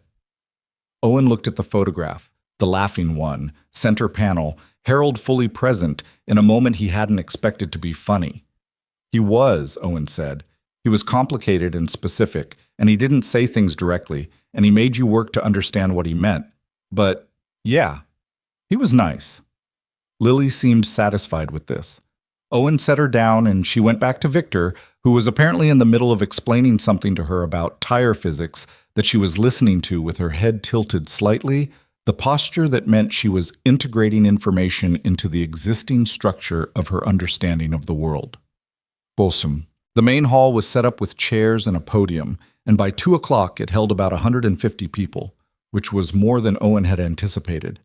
He stood to the side of the podium while Eleanor introduced the exhibition, the Catawba Heritage Society, the authentication process, and the history of Harold Bennett's 6 championship cars.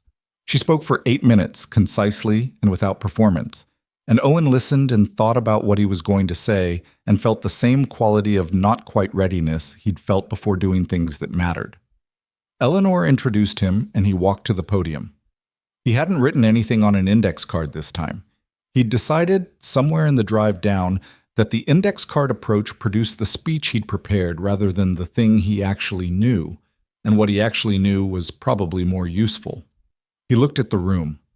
150 people looking back, including Samuel in the 3rd row with his glasses, Victor near the wall, Charlotte in the 5th row with her notebook closed on her lap, Petra with her recorder on, James Colton in the 2nd row with his hands folded in the contained stillness Owen had already come to recognize as his version of attention, and Lily in the back row with Gerald, sitting next to a woman Owen didn't know, who had apparently been designated as her companion for the duration. "I'm not a historian," Owen said. "I want to say that first because most of the people in this room know more than I do about the Catawba series and about the engineering history you've been hearing about this week." A pause. "What I know is the garage side of it. What it's like to work on an engine until you understand it. What it's like to have someone show you how to pay attention to something and realize you've been looking at it wrong." He stopped. "Harold showed me that. Not about this car specifically, about every car. About the idea that every mechanical problem is a communication from the machine about what it needs, and your job is to listen carefully enough to understand what it's telling you." He looked at James Colton in the 2nd row. "I talked to the man who drove this car last month, for the first time. He told me something Harold did after the championship race, in the paddock. He sat with the car alone for a long time. James asked him what he was doing, and Harold said he was memorizing it, the exact state of it. That specific moment." Owen paused. "I've been thinking about that since James told me, and I keep coming back to it because it seems like the most Harold thing I ever heard. He spent the weeks and months after the season figuring out what he would do differently. But first he made sure to remember what had actually happened, exactly as it was. Not idealized, not revised." He was quiet for a moment. "The car sat in my garage for 6 years under a tarp," he said. "I'm not going to tell you that was a wise strategy. It wasn't. It was a person not being ready to look at something. I covered it because uncovering it meant dealing with Harold not being there anymore, and I wasn't ready for that yet." He paused. "What I can tell you is that Harold packed a box of everything, the documentation, the photographs, the logbook, and left it for me, and the timing of when I found it and when the situation required me to open it was—" He stopped, searching for the word. "Appropriate," he said. "Harold was good at timing. He had patience. He trusted that things would find the right moment if you gave them enough room. He looked at the room. The car should have been seen before now, he said. Harold's work should have been documented and recognized and placed in the context it deserves, probably 30 years ago. The fact that it's here now, 53 years after that championship race, is a combination of luck and stubbornness and the people in this room who spent decades caring about this history when it wasn't commercially convenient to care about it. He looked at Samuel, and one person, specifically, who packed a box and wrote a letter and trusted someone to figure out what to do with it eventually. He straightened up slightly. He'd been leaning on the podium in a way he hadn't noticed until he stopped. "I don't know what's going to happen to the car next," he said. "I want to be honest about that. I'm still working that out. What I know is that it's here now and it's real, and the man who built it was worth the effort of bringing it here. If you haven't gone through the documentation display in the East Hall, I'd encourage you to do that. Not for the car, for Harold's notes. The way he wrote about problems and solutions and what he was trying to do, it's worth reading." He stopped. "That's all I have." He stepped back from the podium. The room did something. Not a dramatic response, not the kind of applause Owen associated with performances, but the specific sound of people in agreement with what they'd just heard, sustained for long enough to be genuine. Owen stood to the side of the podium and looked at his shoes briefly, the way he looked at the floor when he was thinking through a problem, and then he looked up. James Colton, in the second row, was applauding with the rest of the room and looking at Owen with the expression of someone who had driven a car to a championship 53 years ago and recognized in the quiet mechanic at the podium the kind of man who'd have been worth trusting with it. Owen thought that was probably the most significant endorsement he was ever going to get, and he wasn't going to say anything about it, but he was going to keep it. After the formal program, the East Hall filled back up, and Owen spent 2 hours talking to people. More people than he'd expected, more conversations than he'd planned for, a rolling series of exchanges that ranged from technical questions about the car to personal questions about Harold, to one gentleman in his 80s who'd been at the championship race as a young man and who told Owen, in a voice that was steady but required some work to keep steady, that he'd forgotten how the car had looked and had just remembered. Charlotte found him between conversations, near the documentation display, and handed him a bottle of water that he hadn't realized he needed until he held it. "You were good," she said. "I just said what was true," he said. "I know. That's why it was good." She looked at the display panels, at Harold's photograph, at the engineering drawings that Samuel and Diane had arranged in chronological sequence. "I've been thinking about what you said, about the car not having to save you, about how that changes the decision." "And?" Owen asked. "I think Harold knew that," Charlotte said. "I think he knew that the decision would be different if you weren't making it under pressure. So he made sure, as much as he could from where he was, that you had what you needed to not be under pressure before you had to decide." She paused. The box. The timing of the letter. The documentation that changed the car's value. She looked at Owen. He was running a longer game than any of us. Owen opened the water and drank some. He thought about Harold at 71, working late in his garage, 3 months after writing that letter. He thought about Harold packing the box with methodical care. The photographs in the clear envelope, the logbook, the engineering notes, the folders organized in sequence. He thought about Harold writing the letter in the handwriting that was slightly less precise than usual, possibly tired, possibly just late. He couldn't have known all of it, Owen said. He couldn't have known what the financial situation would look like 6 years later, or that a company would try to acquire the car cheap, or any of the specifics. "No," Charlotte agreed. But he knew the type of situation. He knew that valuable things attract the wrong kind of attention, and that the people who preserve things are usually not the people with the most resources, and that you'd need enough time and enough grounding to make a good decision. She looked at Owen. "He set the conditions, you did the rest." Owen thought about Harold's letter, about the line at the bottom, in the slightly imprecise handwriting. "I was better at showing than telling, which is a limitation I carried too long." Harold, showing, all the way to the end and after. He made the decision on the drive home. Not all of it, not every aspect of what came next for the car, not the full resolution of everything. but the core of it, the thing he needed to decide first, the one that made the others possible. Lily was asleep in the passenger seat by the time they crossed back into Virginia, Gerald held against her chest, the bird book open on her lap to a page about migratory patterns that she'd apparently been reading when she went under. Owen drove with the radio low, something he couldn't have identified, just sound and the road and the dark outside the windows. He thought about what Eleanor had said, about Harold deciding on the right time and using a different method than anyone expected. He thought about James Colton's hand resting flat on the rear quarter panel of a car he hadn't touched in 53 years, and the expression on his face, private and complete. He thought about 150 people in a main hall listening to a mechanic from Route 9 talk about listening to what things told you. He thought about Lily on the oil drum on Saturday mornings, and the map she'd drawn with the garage in the middle, and everyone already home, and the way she'd said the car was pretty, factually, without performance, because it was.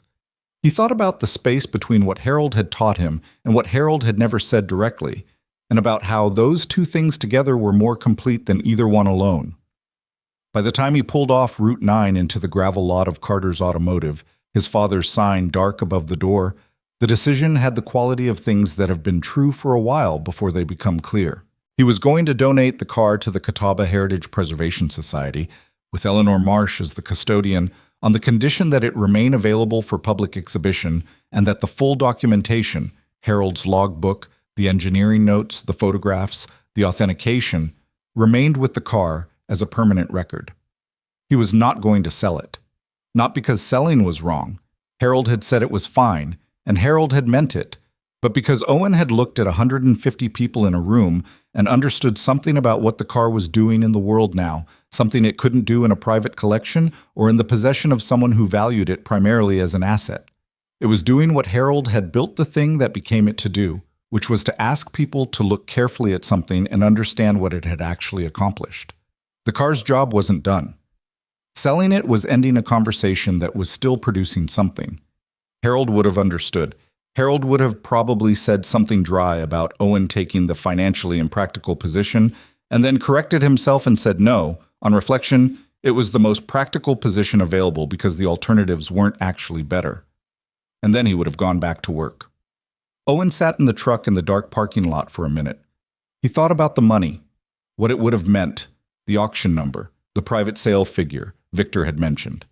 He thought about the 5-year lease and the slowly recovering schedule of regular customers, and Marcus with the Malibu clutch who'd told him it was a good age to start learning things. He thought about all of it, honestly, without telling himself it didn't matter. It mattered. Money mattered. The garage mattered, and Lily's school shoes mattered, and the bay door that didn't seal right in winter mattered. But the garage was standing. The lease was signed. The customers were coming back, slowly and then less slowly. He was 32 years old, and he had a working garage and a daughter who was learning about birds and a 5-year lease and the goodwill of people who'd found him through a situation that had tried to be something worse. He had enough. Not more than enough. Enough. Harold had given him the car. The car had given him something else. That was how it was supposed to work. He carried Lily inside and put her in bed without waking her, Gerald tucked in beside her the way he always was, and went to the kitchen and made tea and sat at the table where he'd read Harold's letter in the dark months ago. He called Samuel. "It's late," Samuel said, which was not a complaint, just an acknowledgement. "I know," Owen said. "I wanted to tell you before I told anyone else." He told Samuel what he'd decided. Samuel was quiet for a long time, long enough that Owen almost said something. Harold would... Samuel started and stopped. Started again. I was going to say Harold would approve, but that's not quite right.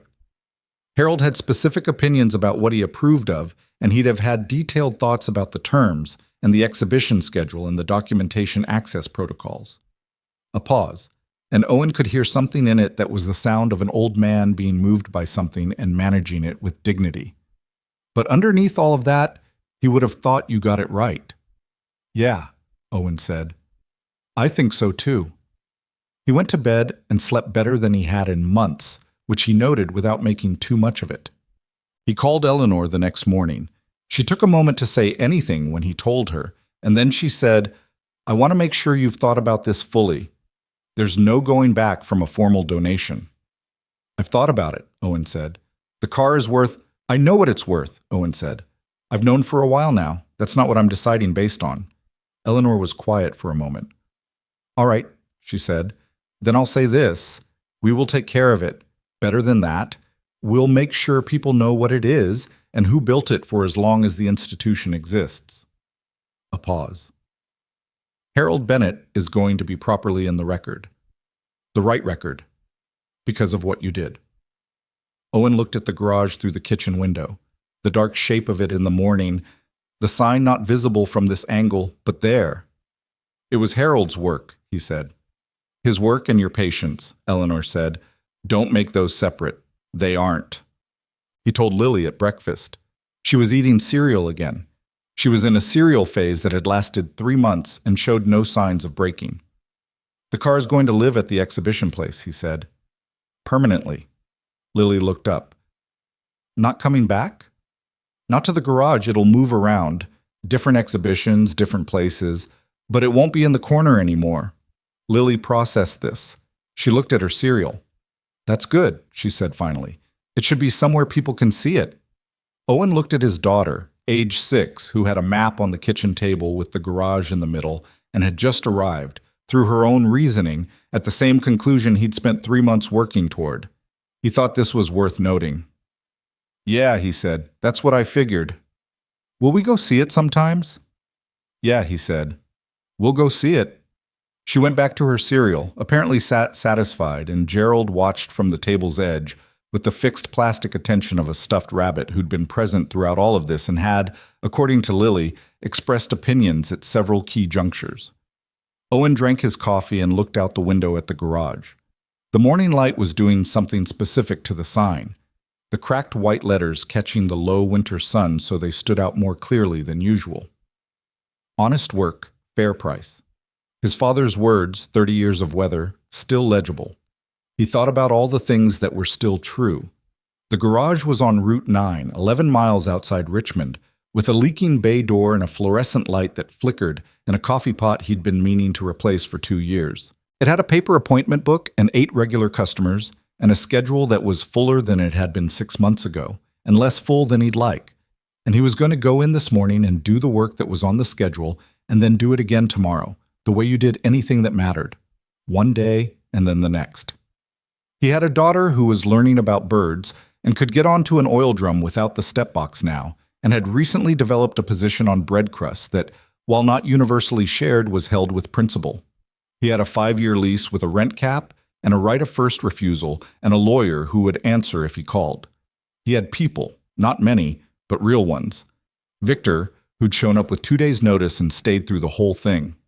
Samuel, who'd driven from wherever Samuel drove from at the invitation of a chain of events that started with a newsletter inquiry. Charlotte, who'd come back after the first visit because the number was wrong and she couldn't live with herself otherwise. Karen, who'd chewed on her pen and found a clause in an old lease that changed the shape of the situation. Bob Tremblay, who'd lent him money without being asked and whose truck needed its wheel bearings done again in approximately 6 months, which Owen was already mentally scheduling.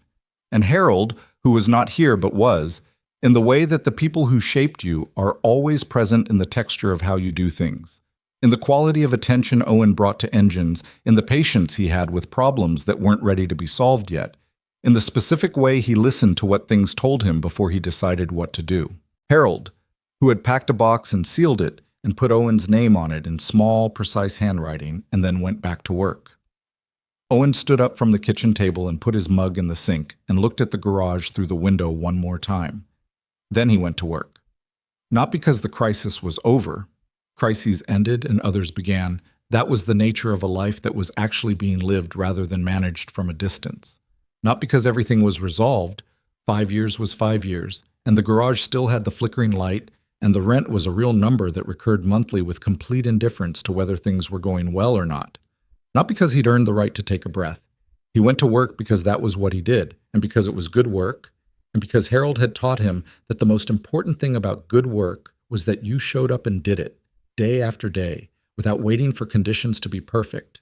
without requiring the outcome to be guaranteed, without needing anyone to tell you it was worth doing before you could believe that it was.